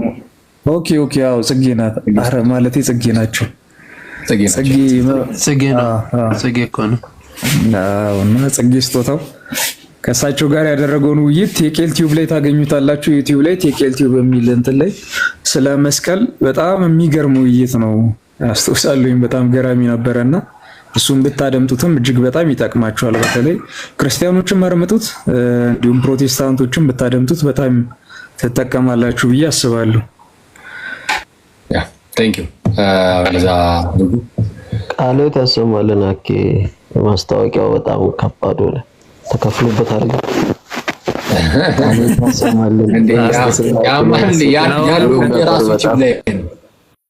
ያለው የራሱ ዩቲዩብ ላይ ነው ተከፍሎበት አይደል? ማስታወቂያን ይሰራብ እዚሁ ደጥን ኦኬ ከፍሏል ወይ ነው እንደሱ? yes ተከለ ነገ ትጋብዘኛለህ አቡ ማስታወቂያ ትሰራለህ እንደ እኔ ጋር እየመጣ የራስህን ዩቲዩብ ቻናል ቴኬል ቲዩብ ምናምን ያቡ ቻናል ነው እዛ ዩቲዩብ ላይ እና ምንም ሰብስክራይብ ምናምን ማድረግ አይጠበቅባችሁም ጋይስ። አንተም ጀመርክ ቴኬል ቲዩብ አንተም ጀመርክ እኮ እዚሁ ፕሮሞሽኑን ሄዶ ማለት ነው። እሺ ሰላም ላንተ ይሁን ፍቅረ፣ እንኳን ደህና መጣው እንደሚዋ ሰላም ብያለሁ። ኦኬ ሰላም ብያለሁኝ። አንተሽም ዮባም ናቲ ዲያቆን አቡ ጋዲሳ አይ በቃ ሁላችሁንም ስም ይዣለሁ። ሰላም ብያለሁ። አኬ ሁሉ ሰላም? እግዚአብሔር ይመስገን አለን። ይመስገን አምላክ አለሁ። እግዚአብሔር ይመስገን። እኔ እንደውም 3 ሰዓት አካባቢ ጠበቅኩና ከዛ ትንሽ ሌት ስትሆን አሁንም ለአንትሽና ላቡ በውስጥ ሜሴጅ ልኬ ነው ስልካቸውን ስለማቅ ያንተ ስልክ እንግዲህ አልነበረኝም። እንግዲህ ትምህርቱም ቆንጆ ትምህርት ነው። እግዚአብሔር ቃለ ሕይወት ያሰማ። አየህ ወደ ማስታወቂያ ገቡ ሌሎቹ። ቃለ ሕይወት ያሰማ እንደው አይሉም እንዴ? እሺ ለማንኛውም በጣም ደስ የሚል ትምህርት ነው። እንደው ወደ ሌላ ፖይንታችን ከማለፋችን በፊት እንደው አንዲት ነገር ብቻ ስለ መስቀል ስታነሳ ያው በስመ አብ ወወልድ ወመንፈስ ቅዱስ አሐዱ አምላክ ብዬ ጀመርኩ። እኔም እንደው አንድ ጥያቄ አለችና 1 ደቂቃ ከሰጠኝ በተለይ እዚህ ጸሎተ ሃይማኖት ዘሰለስቱ ምዕት ላይ መስቀል የነፍሳችን መዳኛ ነው፣ አይሁድ ይክዱታል፣ እኛ ግን እናምነዋለን ስንል ብዙ ጊዜ ከዚህ ጋር ተያይዞ ሁለቱን ወርዶች ፕሮቴስታንቶቹ ያነሳሉ። በተለይ የሰለስቱ ምዕትን ጸሎት ዕለት ስለምን ደግመው ማለት ነውና መምህር ፍቅረ ማርያም እንደተናገሩት ማለት ነው። ስለዚህ ኢየሱስ በመስቀሉ ላይ ተሰቅሎ እጆቹን ዘርግቶ በቃ መስቀል ያድናል። ለጳውሎስ መስቀል እያለ ሲናገር አላያችሁ? ከመስቀል ምንድነው ከጌታ ከኢየሱስ ክርስቶስ መስቀል በስተቀር ለኔ ሌላ ትምክህት ይራቅ እያለ ሲናገር እኮ ከዛ ውጪ ሌላ ትምክህት የለኝም ማለት ከመስቀል ውጪ ምን ማለት ነው? ኢየሱስ በመስቀል ላይ ተሰቅሎ ያን ዕለተ ዓርብ በቃ እሱም ሁሉም ታይፕ የሚያደርገው አሁን ሁላችንም የምናደርገው ቅዱስ መስቀል ይሄም መስቀል ታይፑ ለየትኛው ነው? ዕለተ ዓርብ ላይ ያለ ለዛ መስቀል እሱ መዳኛችን ነው። አይሁድ ይክዱታል። አይሁድ በመስቀሉ ስራ በመስቀሉ አላመኑም። እኛ ግን እናምናለን። ያመንነው እኛንም በመስቀሉ እንድናለን። አይራይስ ደስ ይላል። እግዚአብሔር ያክብረን። እሺ ሰው የምትሉት ነገር አለ እዚህ ላይ ጋይስ ወይስ ኔክስት ሙቫችን ምንድነው?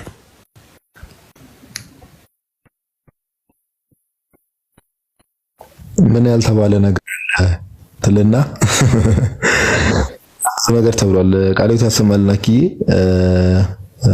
መምህር ፍቅረ ማርያም ቃልዮት ያሰማል። ሁለታችሁም ጥሩ ሀሳቦች ተነስተዋል። ያው በጥንቷ ቤተክርስቲያን ውስጥ በታሪክ ውስጥ የሚታወቅ ነገር ነው። ሁሉም አፖስቶሊክ ቸርችስ የሚባሉት በሙሉ ሁሉም ለመስቀል ያላቸው ቫልዩና ቦታ መመልከት እንችላለንና ይሄ ራሱ ሜቢ ንጹህ ልብ ላለው ሰው ለምንድነው ሁሉም ካቶሊኮችም ኢስተርኖችም ኦሪየንታልም ሁሉም ጋር ስንመለከት መስቀል በዚህ ደረጃ ቫልዩ ለምን ይደረጋል የሚለውን ሰው ጥያቄ መጠየቅ መቻል አለበት። ለምን በዚህ ደረጃ ብሎና ሐኪም ቅድም እንዳለው ትላልቅ የቤተክርስቲያን ከነቅዱስ አትናቴዎስ ጀምሮ የሚሰጡት ከነቅዱስ ቄርሎስ የማያነሳው የለምና መስቀል በጣም ትልቅ ቦታ ነው ያለውና እዚህ ላይ ምንም የሚጨምር ነገር ያለ አይመስለኝም። ጀስት እንደተባለው ነው። አንዳንድ ያኪያው ቤተክርስቲያን ሚስ ሪፕሬዘንት የሚያደርጉ ሰዎች የምን መስቀል ያድናል ቅድም እንዳልከው ኢየሱስ ነው እንጂ የሚያድነው እያሉ የመነጠል መስቀሉ ባይተሰልፍ ከክርስቶስ ሆኖ የሆነ ብቻውን የሆነ ነገር የሚያደርግ አስመስሎ የማቅረብ ነገር አለና ብዙ ጊዜ ያው በማወቅም ሆነ ባለማወቅ ቤተክርስቲያንን ሚስ ሪፕሬዘንት የሚያደርጉ ሰዎች አሉ። እንደምታውቀው አኪያው አሁን እነዚህ ታድሶችም ፕሮቴስታንቶች ምናምን በዚህ ራሱ ሲሊ በሆነ ምክንያት ምናምን ነገር ኢየሱስ ነው የሚያድነው የሚመስቀል ነው በዚህ በጣም ማይነር በሚባሉ ነገሮች አንዳንድ ሰዎችን ሸውደው ከቤተክርስቲያን የማስወጣት አይነት ስትራቴጂም አለና ሁሌም ምንድነው ቤተክርስቲያን እንዲህ ነው የምትለው ተብሎ ሲነገር ቤተክርስቲያናት ልትጠየቅ የሚገባው ማንም ሰው ኦኬ እንዲህ ነው እንደምታምኑት ተብሎ ኦርቶዶክሶች ወይ መምህራን ናቸው መጠየቅ መቻል ያለባቸው ወይ ደግሞ ትምህርቱን የሚያስተምሩ አባቶች ናቸው መጠየቅ ያለባቸውና ይሄንን ለማለት ያክል ነው። ግን እንዴት ነው የብር መስቀል ያድናል ትላለህ?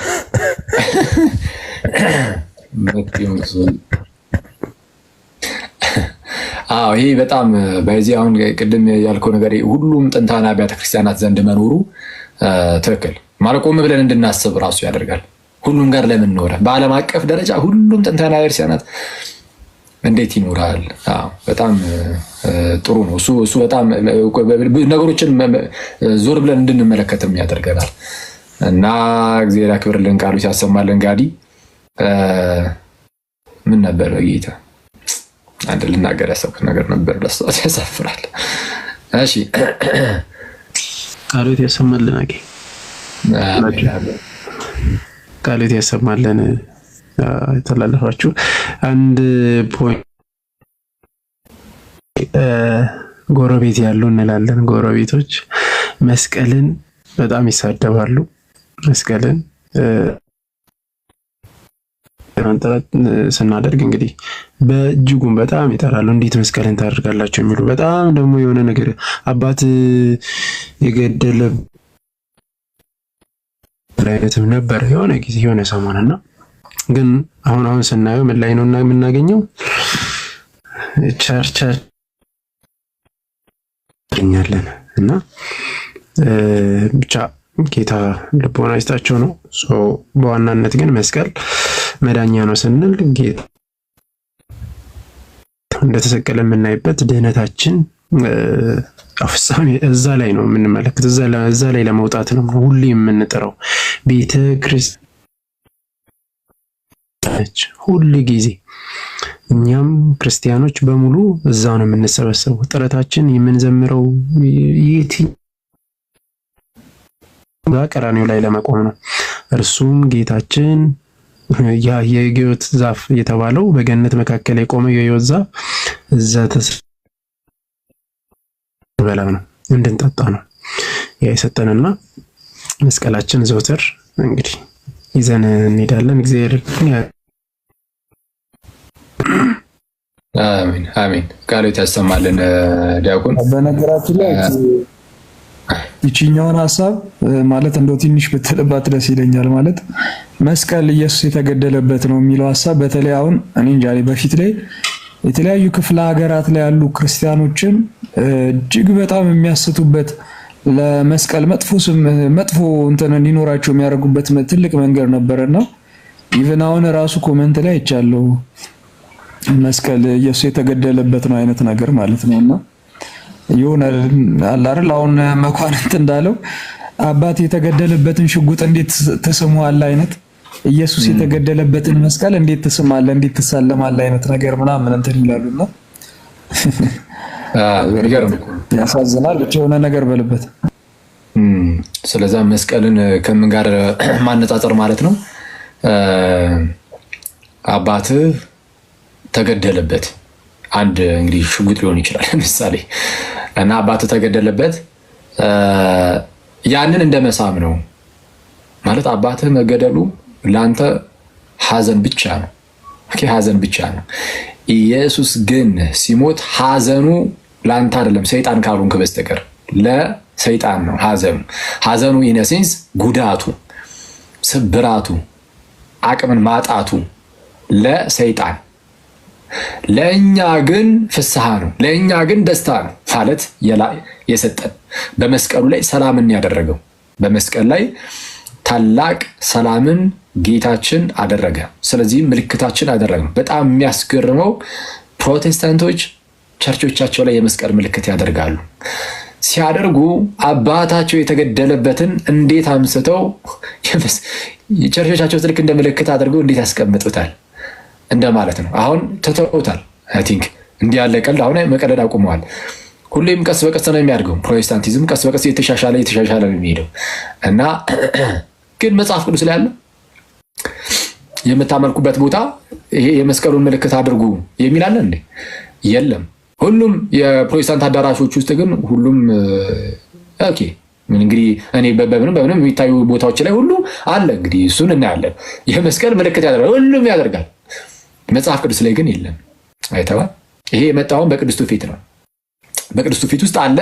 በቅዱስ ትውፊት ነው የመጣው ኢነሴንስ በጽሁፍ ሳይሆን በቃል ደግሞ የመጣ ነው አለ። ሁሌ ምልክቱ አለ እና ምንድነው አባቴ የተገደለበትን እንዴት ትስማለህ አለ። ጌታችን ኢየሱስ በመስቀል ላይ ሞተ። አዎ ሞቷል። ግን ልክ አንተ እንደምታስበው አባትን እንደሚገሩት እንደዛ የሞተ ሳይሆን ኢየሱስ በፈቃዱ ራሱን ስለ ሁላችን ቤዛ አድርጎ መስዋዕት አድርጎ ያቀረበበት መሰዊያው ነው ቅዱሱ መስቀል። ቅድም አቡ ኢዩት ያላችሁ ውይይት አለ አይደለ? ከጽጌ ስጦታው ከተባሉ መምህር ጋር ያደረኩት ውይይት እዛ ላይ ይሄንን ነው ሞር እዚህ ላይ ነው መሰረት አድርጌ የሰራሁት። ቴቱ ላይ ጌታችን መስዋዕቱን የቀረበው መሰዊያው ላይ ነው። ያ መሰዊያው ቅዱስ መስቀል ነው።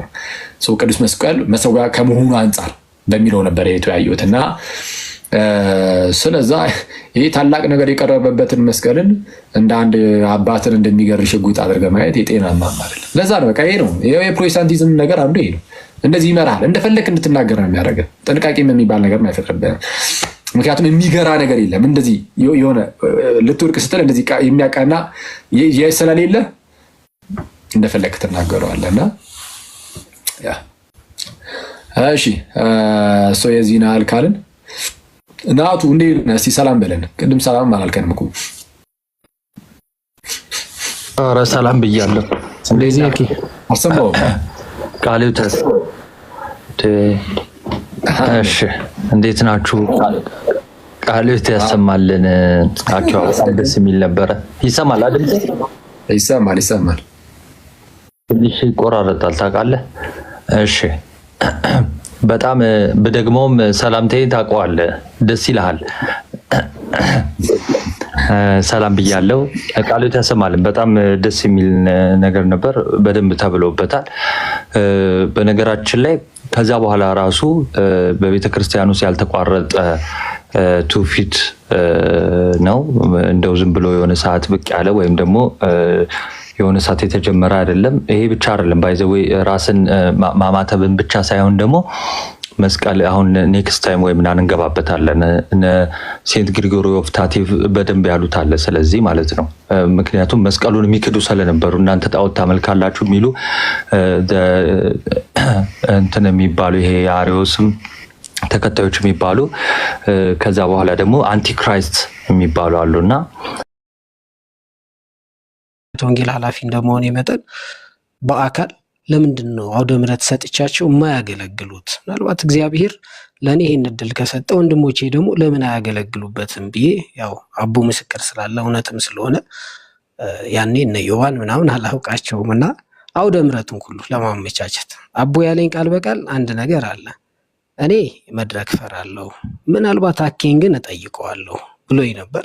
በቃ ጠይቀውና አንድ የወጣቶች መድረክ እያዘጋጀን በሳምንት አንድ ቀን እንድትይዙ የሚል ነበርና ይሄ ነው ላንተ ያለኝ ቅን አመለካከት። የሆነ ይሁንና ግን ያው ሰሞኑን በሚነሱት አስተምህሮቶች ላይ እንግዲህ አንተ የራስህ እይታ አለ፣ እኔ የራሴ እይታ አለኝ። በእይታዎች ደግሞ መለያየት ሊኖር ይችላል። ይሄ ዘ ዌይ ኦፍ ኤክስፕሬሲንግ ነው። በቃ አንተ የምትገልጽበት እና እኔ የምገልጽበት መንገድ ወይ ቤተክርስቲያን የምትገልጽበት መንገድ ትንሽ አዲስ ነገር ሲሆንብን እንትን የምንለው ሪታርድ የምናደርገው ወደኋላ መለስ የምንለው ነገሮች አሉ። ይሄ ኦብቪየስሊ በውስጥም በነበሩት የዙም ሚቲንጎች የተወሰደ ነው። እንግዲህ በቅርቡ ምንድነው የነበረው ነገር ባጭሩ ለመናገር ያክል ያው አንዳንድ ነገሮች አኬ ያው ስታስተምር ይታወቃል። ሁላችንም የምንወድ ቀለል አድርገን ነገሮች የምታስተምረው ቀለል አድርገህ ፈታ ብለህ ነውና አንዳንድ ንግግሮች በጣም ይከብዱኝ ነበር። ለእኔ ደግሞ ምናልባት ከዚህ በፊት አንድ አሜሪካ ከሚኖር ዲያቆን ሕርያቆስ ጋር የነበረውን ነገር አይቻሉና በቃ ቀለል አድርገህ የምታያቸው ነገሮች አሉና እነዛ ነገሮች ደግሞ በአዳማጩ ዘንድ የሆነ ነገር እንዳይፈጥሩ በጣም እፈራለሁና ምንድነው ይሄ ነገር እየሄደ ከገፋ እንዴት ነው የሚሆነው? ፕላስ ደግሞ ያው መምህር የሚለው ነገር ሲነሳ ያው የመጀመሪያ ከኮሌጁ መምህራን ጋር የቅርብ ግንኙነት ስለነበረኝ እንዳጋጣሚ ጠየቅኳቸው። እንግዲህ በእውነት ለመናገር በዲፕሎማ መመረቅህንም አላውቅም። እኔ እንግዲህ የተነገረኝ ነገር ነው ይዤው ዳይሬክት ሪፍሌክት ያደረኩት የነበሩት ነገሮች ያው አሁን መድገም ስለማያስፈልግ ማለት ነው። እውነታው እንዳለ ሆኖ ግን ምናልባት ደግሞ የደረሰው ነገር ምንድነው ልክ አንተም ዘግይተን ያየኸው ቪዲዮውን ምናልባት ሙሉ ቪዲዮውን ብታየው በዛ አትረዳውም ነበር። ለምን ኤንጂ ተባለ፣ ለምን ሪሰርቹ ጋር የተገናኙ ነገሮች ምናምን ከዚህ አሁን ከሚነሱት የትምህርት ርዕሰ ጉዳዮች ጋር የሚገናኙ በፍጹም አልነበሩ። ላነሳቸውም የሞከርኩት ያው መቼም የኛ ሰው ወደቀ ስትለው ተሰበረ ነውና ወደዛ ገልብጠው አይ ሪሰርቹ ምንትን ያለው ኤንጂም የሆነው በዚህ ምክንያት ነው ብለው ያው ትርጉም ራሳቸው መረዳት የወሰዱ ሰዎች አሉ። ግን ያንን በዛ መልኩ አልነበረም እኔ ኤክስፕረስ አረግ የነበረው። እንዳጠቃላይ ግን የነበረው ነገር እኔ ስሜታዊ ሆኜ የተናገርኩት ንግግር ነው። ይሄ ደግሞ ፍጹም ክርስቲያናዊ አይደለም። አንዳንድ ጊዜ ምን የሚባል አባባል አለ፣ የሚወዱ ሰዎች ከተናደዱብህ አንተ ስህተት ሰርተሃል ማለት ነው ይባላልና ስለዚህ በቅርብ ማውቃቸው ሰዎች ራሱ ያው ትንሽ ተበሳጭተዋልና ካንተም በላይ እንደውም አንተ ጎበዝ ነህ ቀለል አድርገህ በውስጥም በኩል ሶሪ ካንተ በኋላ ገብቼ እንዲጽፍ ያለ ሶሪ ያልከኝ ነገር አለ። ይሄ ክርስቲያናዊ አስተምህሮ ነው። በቃ ፕራክቲካሊ በተግባር ክርስትናን መኖር ማለት ይሄ ነው። እንዳጠቃላይ ግን ለነበሩት ኃይለ ቃሎች ለነበሩት ደግሞ ምናልባት መረጃ ክፍተቶችም ከልቤ ያው ይቅርታ ጠይቃለሁ። ግን ለኔ የደረሰኝ ዚሲር ያው እንደምትመረቅ ነበር። ግን ያልተመረቅበት ምክንያቶች ግን ይሄ ተብሎ ነው። እኔ ግን አሁንም እንደ ወንድምም ደግሞ እንዳጠቃላይ ይሄው ወንድሞችህ አሉ፣ እኔም ወንድምህ ነኝ። እንዳጠቃላይ ግን ያሉትን ነገሮች በጣም ኩልዳውን ማድረግ ያስፈልጋል። በተቻለ መጠን እንዲያውም ወደዚህም እንደው በዚህ ቶንም መነጋገር እንዳለብን ያመንኩት ምንድነው ያው ብዙ ወንድሞችህ ብዙ መምህራንም ጋር ኮሙኒኬት እያደረግክ እንደሆነ አውቃለሁ። ከእኔ በተሻሉ አቅም ካላቸው መምህራን ወንድሞች ጋር ደግሞ አሁን እየሄድክበት ያለው የመማር ማስተማር ዘዴ ደግሞ እጅጉን ራዲካል ቼንጅ ያለው ነው። በቃ ይሄን ነው አፕሪሺየት የማደርገው ነው።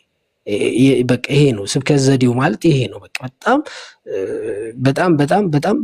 በጣም ደስ በሚል ሁኔታና አንዳንድ ነገሮችን እንደውም ቅድም አንድ ቪዲዮ በቃ ማናውቀውን ነገር ይሄንኛውን ነገር ቆይ ልጠይቅ፣ ቆይ ላንብበው፣ ቆይ ልረዳው ብሎ እንደዚህ አስፍቶ ማየትን የመሰለ ነገር የለም። እንዳጠቃላይ ግን እኔ መግባት አልነበረብኝም። እውነት ለመናገር ግን ምናልባት ወንድም ይዋሃድም ቢኖር ደስ ይለኝ ነበር። ከ2 ሰዓት በላይ ስናወራ እሱም ጋር እንደው አኬን ባገኘው ደስ ይለኝ ነበር ብዬ ለማውራት ሞክሬያለሁ። ግን እኔ ቀደምኩ። በመቅደሜ ይሄንን ሐሳብ ይዞ ለመውጣት በመቅደሜ ግን ከልብ ወንድማዊ ይቅርታዬን እንድትቀበለኝ የክርስቲያን ግዴታዬም ነው። ጸሎት ስናደርግ እንኳን የበደልናቸውን የበደሉንን እንኳን ይቅር ተባባሉ ስለሚል የዕለት ተዕለት ጸሎታችንም ስለሆነ ከልቤ አንተንም ወዳጆችህንም ከዚያ በተረፈ ደግሞ አንዳንድ ደግሞ ዝም ብሎ የሚያራግቡ ሰዎች አሉ ደግሞ ከኛ ሃይማኖት ውጭ የሚያሉት። እኛ በወንድማማች ማንነት ውስጥ ያው እንነጋገራለን፣ እንወያያለን። ያው በጉባኤ ቤት እንኳን እንዲህ አይነት ነገሮች አሉ። በቃ በሐሳብ መፋጨቶች አሉ። ግን የነበረው የሐሳብ አልነበረ። በቃ አንዱ ትልቁ ስህተቴ ነው።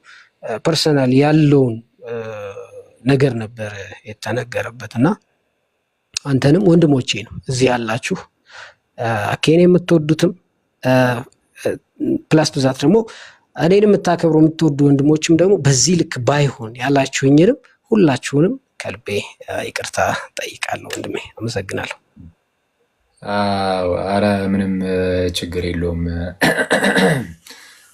እንግዲህ እንደዚህ አይነት ነገሮች ያጋጥማሉ።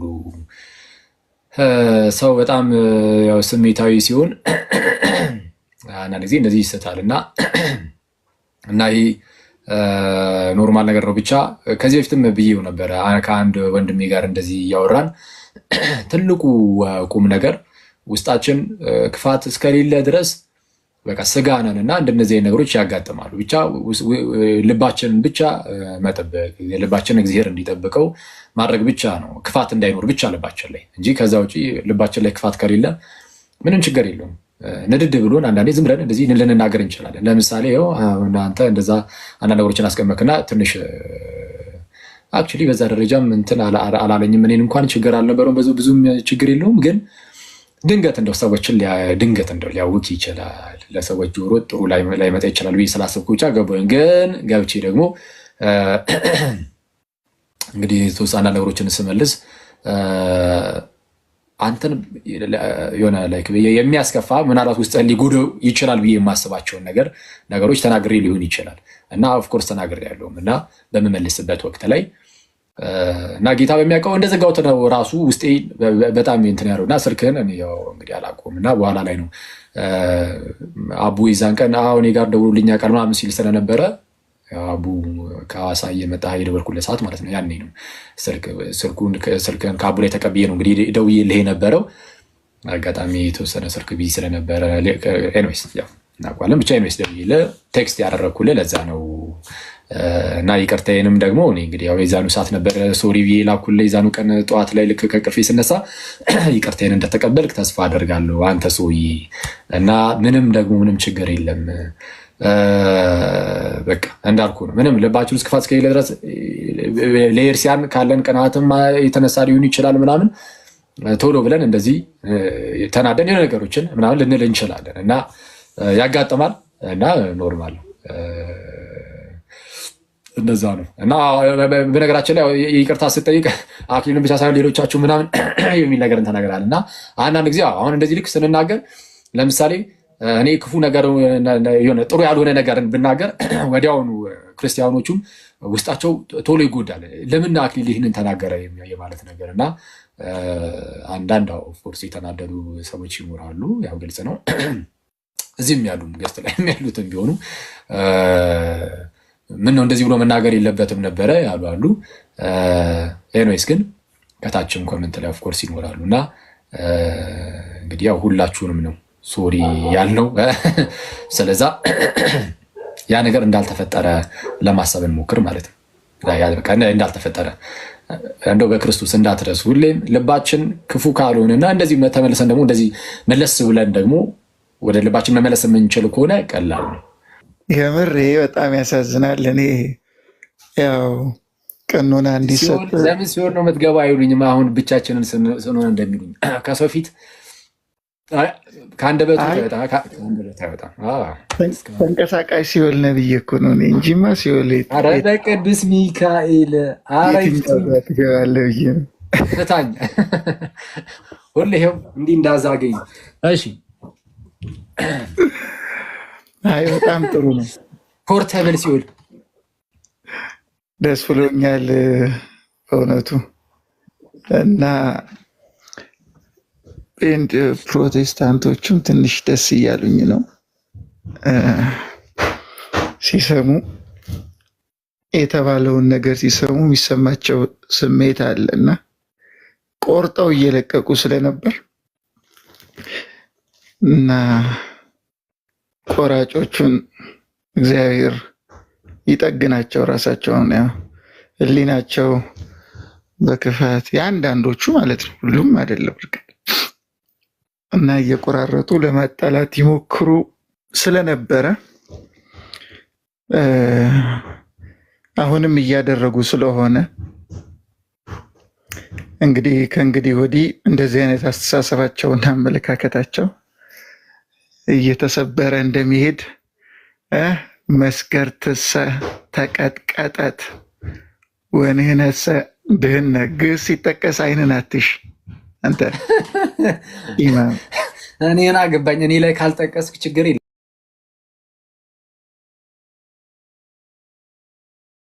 አሳይቻለሁና አንድ ፂም ብቻውን ሲፈረዝ እኔ እኮ እኔ ገረኝ። ቅዱስ ሚካኤልን ያልቻልኩም ይዘንቀንኩ። አይ ብቃት ነው ያ መንፈሳዊ የፂሞች እድገት ትላለህ እና በጣም ጥሩ ነው። እኔ እርግጥ ፍቅረ ማርያም እንዴት እንዳቀረበ አላየውም ነበር ላይቭን፣ አንተነ በስልክ የነገርከኝ። ከዛን ፍቅሬንም ሳወራው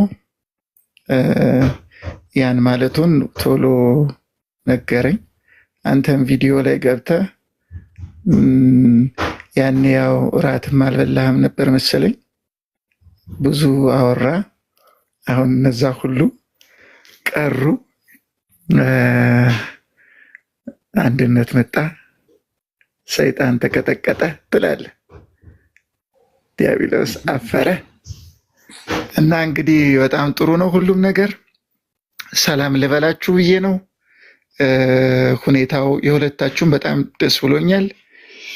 ከታች የምትሰሙ ሁላችሁም እግዚአብሔር ክፉን ነገር አርቆ በመካከላችን አንድነቱን እንዲያሰፍር ከእንግዲህ ወዲህ በሚኖረን አገልግሎት እግዚአብሔር አምላካችን የበለጠ እንዲከብር የሰይጣንን ወጥመድ ሀሳብ እንዲያርቅልን የእርሱ ቅዱስ ፈቃድ ይሆንልን። አመሰግናለሁ። አሜን አሜን። እግዚአብሔር ያክብርልን መምህሬ፣ እናመሰግናለን በጣም እና ቴንኪዩ ከአንተም ጋር ልክ እንደዚሁ ስልክ ምናምን ስንደዋወል ነበረ። በቃ የሆነች ነገር ሲፈጠር የፈጠነ ነው ደውል እስቲ የሚልኝና ደስ ይላል። ጥሩ ነው እንደዚህ ቀረብ ብሎ የሚያወራን ሰው መኖሩ። እግዚአብሔር ያክብርልን። እናመሰግናለን መምሬ። እዮባ ማይክ ከፍቷል። ቀጥል እዮብ፣ ቀድሞኛል። ጎበዝ አንትሽ የቀደመን ማየት ቃሎት ያሰማልን። ለሁላችሁም እግዚአብሔር ይስጥልን። ያው ስለተፈታም ደስ ብሎኛል። ስለ ሁሉም ነገር እግዚአብሔር ይመስገን። ወደኋላ መመለስ አልፈልግም፣ ግን አንድ መልእክት ነው ያለኝ እኔ ሐሳቡ ላይ ተዘጋ። በይቅርታ ከተዘጋ በኋላ ነገሩን መጎንጎን ጠቃሚ አይሆንም፣ ግን ካለፈ ነገር መማር ያስፈልጋል ለሁሉም። እኔ እንትን ስለማልወድ ነው ማለት የሆነ ጊዜ የሆነ ነገር ይሆንና ከዛ የሆነ ይቀባባና ያልፋል፣ ነገም ይከሰታልና እንደዛ መሆን የለበትም። ሐሳብ ከሆነ ሁል ጊዜ ሐሳብ ብቻ።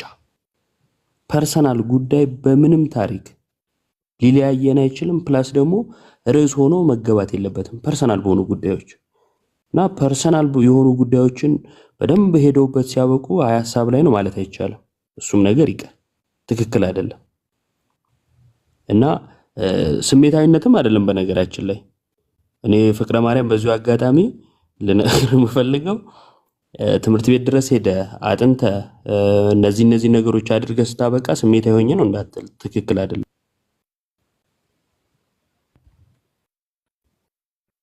ሚዩት አታርገኝ፣ ማንም ቢት የሚያደርገኝ።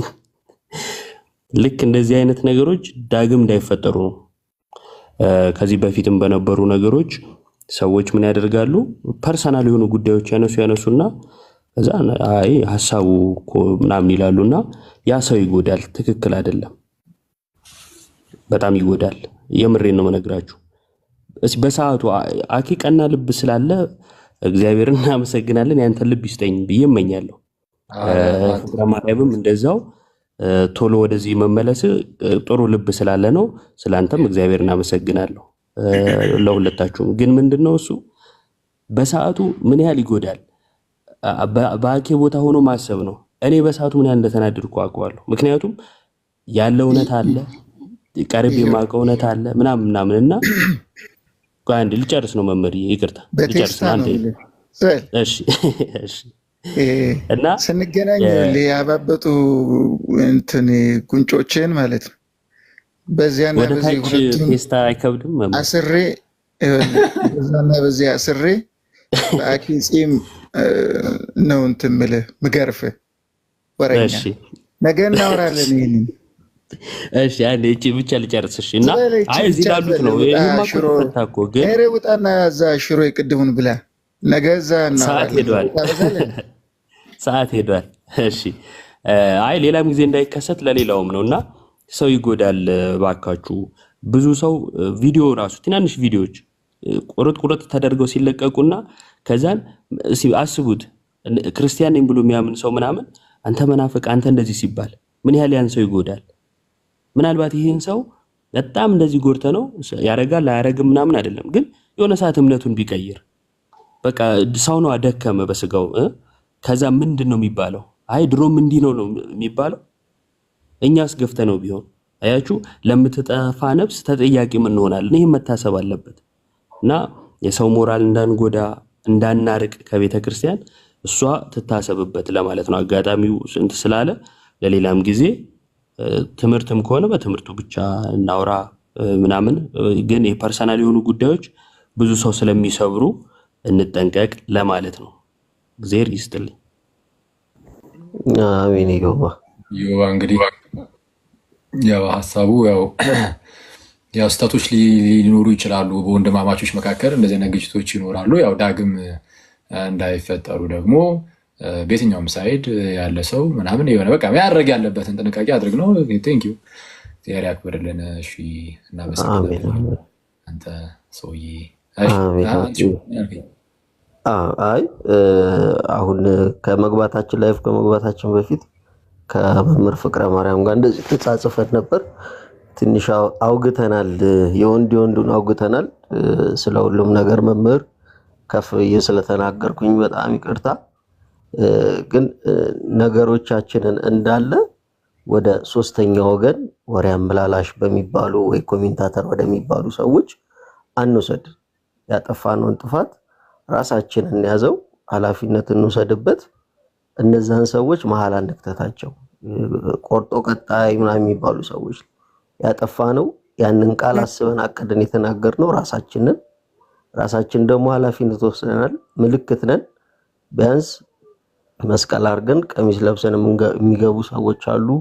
የቤተ ክርስቲያን አስተማሪ ምልክት የሚባሉ ሰዎች አሉ። ከነዛ ክፉ ነገር ባይወጣ የሰው ግላዊ ማንነቱን በሚያሳይ በማያውቁት ሰው ላይ ፍርድን ማዝነብና አንዳንድ ሰዎች ደግሞ ያንን ሰው በጣም ከሱ መማር የሚፈልጉ ያሉ ግን እዛ ሰው ላይ ጥርጥርን በሚዘራ መልኩ ሲሆን በጣም አስቸጋሪ ነው። ሐሳብ ለሐሳብ እንደፈለገ ይፋጭ፣ ጥሩ ሐሳብ ይወጣል። ግን ግላዊ የሆነ አንድ ሰው ላይ ያተኮረ የሆነ የሚወጋ ጦር ከሆነ ብዙ ነገር ያደማል። ብዙዎቻችን ደምተናል በዛ ቀን። ግን ያው ይቅር ለእግዚአብሔር እናልፈዋለን። አንድ ነን ብለን እንጽፋለን። በመሰረታዊ ነገር አንድ ነን በሉ ምዕመናን። ከዚህ በኋላ አንድ ነን የሚል ጽሑፍ የተላለፈ ትእዛዝ ነው ብለው ከአናት ራስ የተላለፈ ትእዛዝ ነው ብለው ደግሞ አንድ ቁጥር ይጽፋሉ። አንድ ነን ሲባል ከግንባር አፍልቄ ነው ያመጣሁት በሉ ጻፉ። የቱ ጋር ካለው እዚህ ጋር ካለው ወይስ እዚህ ጋር ካለው? አንተ ላይ አይደርስም። ግንባሬን አልነካሁትም፣ ጭንቅላቴ እነካለሁ። እዚህ ጋርም ግንባር ነኝ። ያንተ ይሻላል ከኔ መሰለኝ። እሱን ያስተዋልኩት። ሁለታችሁም ምጡ። የዮባ ተው ጥላፎ ይላል። የሆነ ነገር በልበት እኔ አይ ሀሳብ አለኝ። እኔም ግን እድል ሊሰጠኝ ይገባል እንዳወራ ትላለህ። እኔም ሀሳብ አለኝ። ስቀልድ ነው። ያልተደሳ ነገር የለም። ለተመራቂ ሀሳብ እድል ስጠኝ። አንተሽ እንዴ ግንባረ ቦታ ይዞ አንተ ረጅም ሰዓት ይዘህ እኮ ተቸገርንኛ። እንዴ እድል ይሰጠን እንጂ እውነት ነው። እኔና አክሊሌ ግንባራችን የበዛው የሆነ ነገር በልበት እንዴ እኔና አኪያል ከአንተ ማለት ኢዮብ አሳመነ እንዴ ደጋግሞ ሲናገር ኢዮብ እኮ ጥላፎ እኮ ነው። ዝናብ ሲመጣ ራሱ አፍንጫውን የማይነካው ሰውዬ እኮ ነው። እቺ የፀጉሯ ነገር እንዴ ኢዮብ እና የኢዮብ እኮ በጣም ልዩ እኮ ነው። የሆነ ቀን በጣም ተከራከርንና ምን ብናደርግ ጥሩ በጣም እኮ እኛ እኮ አንዳንዴ ያዘግነን እንትና ዮሐዴ ነበረች እና ዮሐዴ ባለችበት ብንለካውስ የፊታችንን ከዚህ ካገጨ ፀጉር እስከሚያልቅበት ድረስ ማን አልናገርም። ያው እስኪ አውራው በእናትህ ፍጻሜው ምንድን ነው? ክርስቶስን ያንተ ረዘመ ክርስቶስ አለ የሆነ ሰው እስካሁን እየተቆጠረ ነው። የሆነ ሰው እስካሁን ያንተ ኧረ አኬ ራሱ ነው አሁንም እኮ እጄ እኮ ያኬን እኮ ለካ እኮ ነው የሚለኝ አይደለ? እኔና እዛ ለምዶብኝ ተከራከርን። ያንተ ተቆጥሮ አላለቀም።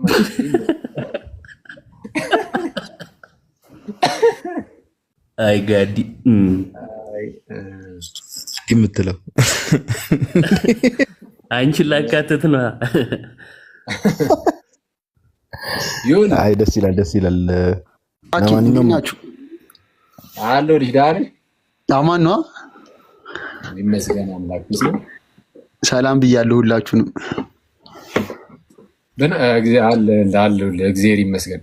ፍቅረ በነገራችን ላይ እንዴ ወደ ፍቅረ ልመለስና ስለዛ አሁን ፍቅረ እና ስለመጣ በጣም ደስ ብሎኛል። ክርስቶስ የሚያውቀው በጣም ደስ ብሎኛል እና ስለዛ በንግግር ውስጥ እንዳልኩ አሁን ዛሬም ቢሆን እያወራን ምናልባት እንደዚህ የሚያስከፋ ነገርም ከተናገርን ትክክል ያልሆነ ነገርም ከተናገርን እንግዲህ ያው ይቅርታ ምናምን እና በጣም ደስ የሚል ጊዜ ነበረን። እንደዚህ አንድ ቀን ደግሞ ጋብዘን እስቲ አንተ ቤትም እንደዚሁ ላይፍ ከፍታ አንድ ቀን ጋብዘን መተን ደግሞ እንደዚሁ የምንማማር ይሆናል። እግዚአብሔር አገልግሎትህን ሁሉ ይባርክ። ያው አክቹሊ እኔ ያው በቴክስትም ብያለሁ እነዚህ ነገሮች ደግሞ እዚሁ ከወንድሞች ፊትም ስልህ ደግሞ ያለውን ህብረት ምናምን ያው እንትን ስለሚልም ደግሞ አለው ማለት ነው እና እንደዛ እናደርጋለን ፍቅሬ። እሺ አኬ በጣም እግዚአብሔር ያክብርልን። ዲያቆን ከፍቷል መሰለኝ። እሺ ቀጥል ዲያቆን ቀጥል። እሺ እንዲያው ይቅርታ ስላላልኩ ነው እኔ እንዲያው እግዚአብሔር ይስጥልን መምህሬ፣ ይሄ ትልቅነት ነው ይቅርታ መጠየቅና ከሁሉም በላይ የተግባር መምህርም ነው። አንዳንዴ እንግዲህ ከሁሉም በላይ ይሄን ነው የሚያስፈልገውና ክርስትናነታችን በዚህ ልክ ይታያል እና እግዚአብሔር ያክብርልን። እኛም ከአፋችን እንግዲህ ክፉም ሳይታወቅ ይወጣልና ስለ ሁሉም ይቅርታ እላለሁ እኔ በእውነት እግዚአብሔር ያክብርልን። እና አኪ መምህር ወጡብኝ መምህር አንድ ጥያቄ ልጠይቃቸው ነበር። ምንድነው? ኧረ ሁሌ መተው ወለቴ ይሉናል። የእሳቸው ወለቴ መች ነገሩ? መምህራን ወይስ ወለተ ነው? ወለቴ እኮ ሰፈሩ ነው ነገሩ። እንዴት ሰፈር ነው እኮ ወለቴ እኮ ሰፈሩ ግዕዙን ከኦሮምኛ ጋር ሲቀይጠው ነው እንዲሆነበት። አይ ሲቆላመጥ ይመስለኛል አንዳንዴ ግዕዝ የሚቆላመጥ ማቆላመጥ ጀመረ። ቀሲስ አሸናፊን አስገባቸው እስኪ። አንድ የሆነ አበባ ሲወረወር አይቼ ነው። ቀሲስ ናቸው እንዴ? አዎ እስከዛ ግን ይግቡ ያልከው በቃ በዝማሬ ሁላችን በዝማሬ አንድ ቁጥርን ይጻፉልን ቀሲስ ካሉ እንዴ በደስታ ነው። አፈልጋትም እንዳከ ምንድን አንዷን አበባ አፈልጋትም ማለት ከየት ነው የሚፈልጋት? አንተ አለች ከላይ ብዬ ነው። እሺ አቶ በቃ ይሄው ጽሁፍ አየህ። ሌሎቻችሁ አትጻፉ። አይ ያገኘኝ ኢንቫይት አድርጊውታለሁ አክሰፕት ያርጉት ቀሲስ። እኔ የሚገርመኝ ቀሲስ ስትል ሴቶቹ መላካቸው ነው ገስት አብሶ ሴራ። ሰላም ለእርሱ ይሁን ቀሲስ ይፍቱን ይባርኩን። እንኳን ደህና መጡ። እንደምን አሉ? ደህና አመሻችሁ። እንዴት አመሻችሁልኝ ቤተሰቦቼ? የወንጌል አርበኞች ሁላችሁ ሰላም ለእናንተ ይሁን። አሜን አሜን። እግዚአብሔር ይመስገናለን። እንኳን ደህና መጡ ቀሲስ። በጣም ደስ ብሎኛል እዚህ ስላዩት ስላገኙት። እንኳን ደህና መጡ። ሰላም ነው ወይ? በሉ በእግዚአብሔር ይመስገን። ልስማችሁ በመስማት ፈልጌ ነው አጋጣሚ የገባሁት። እናንተ መስማት ፈልጌ ነው። ቀጥሉ እናንተ። እሺ ቀሲስ። አይ ቀጥሉ እኮ የሚሉት በቃ አኬ ኢዮባ እንዲዘምር ስለፈለጉ እኮ ነው። የኢዮባን ድምጽ መስማት ፈልገው ይመስለኛል። ቀሲስ እኔ ማለት ይመጡ በቃ ሊያስተምሩንም ሊዘምሩልንም ምን ነበር የመሰለኝ ክርስቶስን ቢያንስ ሊዘምሩልን ማለት ነው። እሺ አንድ መዝሙር ዘምርላችኋለሁ። አንድ መዝሙር ዘምራለሁ ለጊዜ ያው ትንሽ ልስማችሁ ግን ያው ትንሽ እንዳልከው ሌላው ዘማሪ ያልከውን ዘማሪ ብሰማው ደስ ይለኛል። አናጋሪ ብቻ ነው ዜማን በጉረ ሰበረ ነው እዚህ ያለው እንዳለ አቤት እኔ ቅሌት አኬ አረ ቀልድ ነው። ከዚህ የሚለኝ ነገር እኮ ስላለ እኮ ነው። እንኳን መዝሙሩ በድምጽ ገብቶ ማን የሚመርጠው መዝሙር የማን እንደሆነ እሱ ብለኝ ቀሲስዬ በቃ እርሶ እንደው አድ ዝማሬ ይዘምሩልን ከገቡ አይቀር እንኳን ደህና መጡ ብለናል። እንግዲህ የወንድሞቹ ቤት ነው። በተለይ ወንድማችን አኬ እነ ዮባ እናንተነ እነ ዲያቆን እነ ጋዲሳ የሚያገለግሉበት ቤት ነው። እንግዲህ አባት ናቸው ወደ የልጆቻቸው በሚልቀር አይ እኔ እና እሳቸው የተባባልነው ነገር ስላለ ነው። አትበለኝ እያሉ ስለበጠበጡ ነው። እንደ መምህር ዮሐንስ ናቸው። አትበለኝ የሚሉት ነገር አለ ራሳቸው ይናገራሉ። ለማንኛውም እንኳን ስልጣኑ ነው የሚከብደው። አየህ ጎበዝ። እኔም ልክ ቃል በቃል ያንተን ጥቅስ ነው የተጠቀምኩት። ቀሲስ አሸናፊ ያው እንግዲህ የሚመክሩንም ካለ የሚዘምሩልንም ከሆነ አንድ ዝማሬ እንዲሁ እንዳማረብን ይሄው እኔም በቪዲዮ ገባለሁ። ከወንድሜ አኬ ጎን መቆም ስለምፈልግ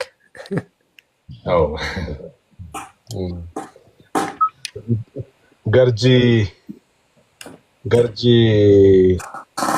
ጊዮርጊስ አንድ ጊዜ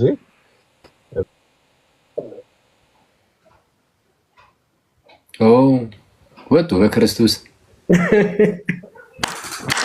እኔ ግን በቃ ኢዮባ ግን ስለተወደደ ቀን የምትነግራቸው መስሎኝ በቃ በጣም ደስ ብሎኝ እየጠበቅኩ ማይክን የሚታረክ በጣም የሚገርም ሰው። ያው ላለመደራረብ ብዬ ነው። አይ እንትን ኢዮቤ ግጥሙን እየፈለገው ነው። በቃ የቀሲስን መዝሙር ፈልግና አስገባቸው። ልዘምረው ማለት ነው። እኔ ባይዘምረው እኔማ እንደዚህ ተገልጬ ፊቴን አስመትቼማ ስድንባብ አስገቡኝ ብለዋል። አኬ አስገቡ። በካሜራ ገብቶ ከመውጣት ይሰውረኝ አይሻልም? መምህር በጣም ሳልለካ ማለት ነው። ሳልለካ የቱ ጋር ነው አስገባኝ ያሉት? ቀሲ አየሁኝ፣ አገኘሁኝ። አንተሽ ግን እይታ ይለያል። አንተሽ እይታ በጣም ይለያል። ግንባር አይደለም ማለት ነው። ስራዬ ነው። ተው አረጋይ ሁን ቤታችሁን ይዋችሁ። እየጨረስን ከሆነ ጸሎትን በዛው አድርገን እሺ ነው የምትቀጥሉት። ሀሳብ ካለ አላውቅም። የለም በቃ ጨረስን መሰለኝ አይደል ጋይስ? ጨርሳችኋል? አዎ በቃ እሺ። ያው ያስጨርሱ።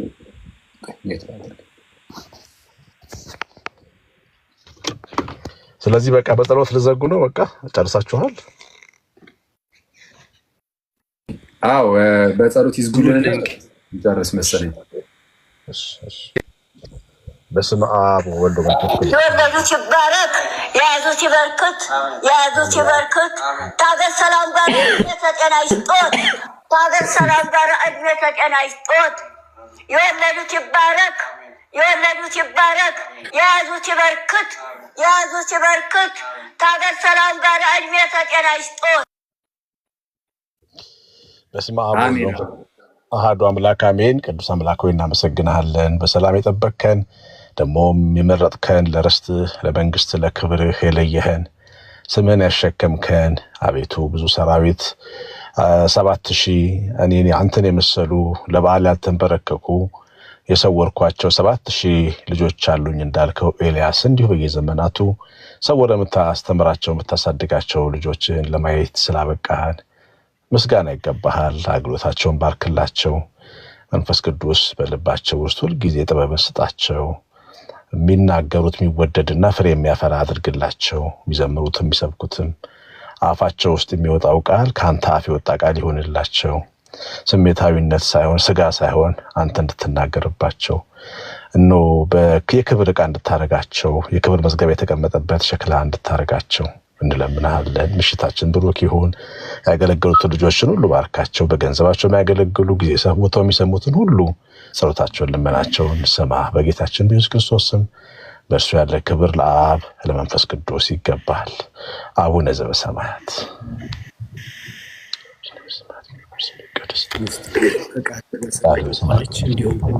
የዕለት እንጀራችንን ስጠን፣ በደላችንን ይቅር በለን እኛም የበደሉንን ይቅር እንደምንል። አቤቱ ወደ ፈተና አታግባን ከክፉ አድነን እንጂ መንግስት ያንተ ናትና ኃይል፣ ክብር፣ ምስጋና ለዘላለም። እመቤታችን ቅድስት ድንግል ማርያም ሆይ በመልአኩ በቅዱስ ገብርኤል ሰላምታ ሰላም እንልሻለን። በሐሳብሽ ድንግል ነሽ፣ በሥጋሽም ድንግል የአሸናፊው እግዚአብሔርና ሰላምታ ላንቺ ይገባል። ከሴቶች ሁሉ ተለይተሽ አንቺ የተባረክሽ ነሽ፣ ማኅፀንሽም ፍሬ የተወደደ ነው። ጸጋን የተመላሽ ደስ ይበልሽ፣ እግዚአብሔር ከአንቺ ጋር ነውና ከተወደደው ልጅሽ ከጌታችን ከመድኃኒታችን ከኢየሱስ ክርስቶስ ዘንድ ይቅርታና ምሕረትን ለምኝልን፣ ኃጢአታችንን ሁሉ ይቅር ይለን ያስተሰርይልን ዘንድ ለዘላለም። ጌታዬ አምላኬ መድኃኒቴ ኢየሱስ ክርስቶስ ይቅር የምትል ደግ የዋህ የኔንም የልጅህን ደግሞ የልጆችን ኃጢአት ይቅር በል። እግዚአብሔር ይፍታ። እግዚአብሔር ባርካችሁ። በሌታችሁ ብሩክ ቅዱስ ይሁን። ሰላም ደሩ ቤተሰቦች። አሜን አሜን። ቀሲስ እርሶ አሜን አሜን አሜን አሜን። ሄሉ የሄሉ አገባብ ገዳይ ነው። አንቺ ተመጣሽ ስትዩ መጀመሪያ ማስገባዎች ኖሮ በክርስቶስ ግን አሪፍ ነበር።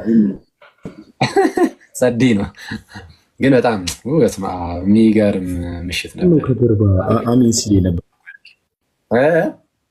ጀርባ አሜን ሲልላት የነበረው ማን ነው? አኬ ነው አረኔ ገብቻ አንድ አፍታ መጥቼ አሜን አልኩኝ እና ሄሉን ሲያጅብ ነበር። አኬ ራሱ እዛው ላይ ይሄ ነው በሄሉን ሳይ አልችልም እኔ ራሴ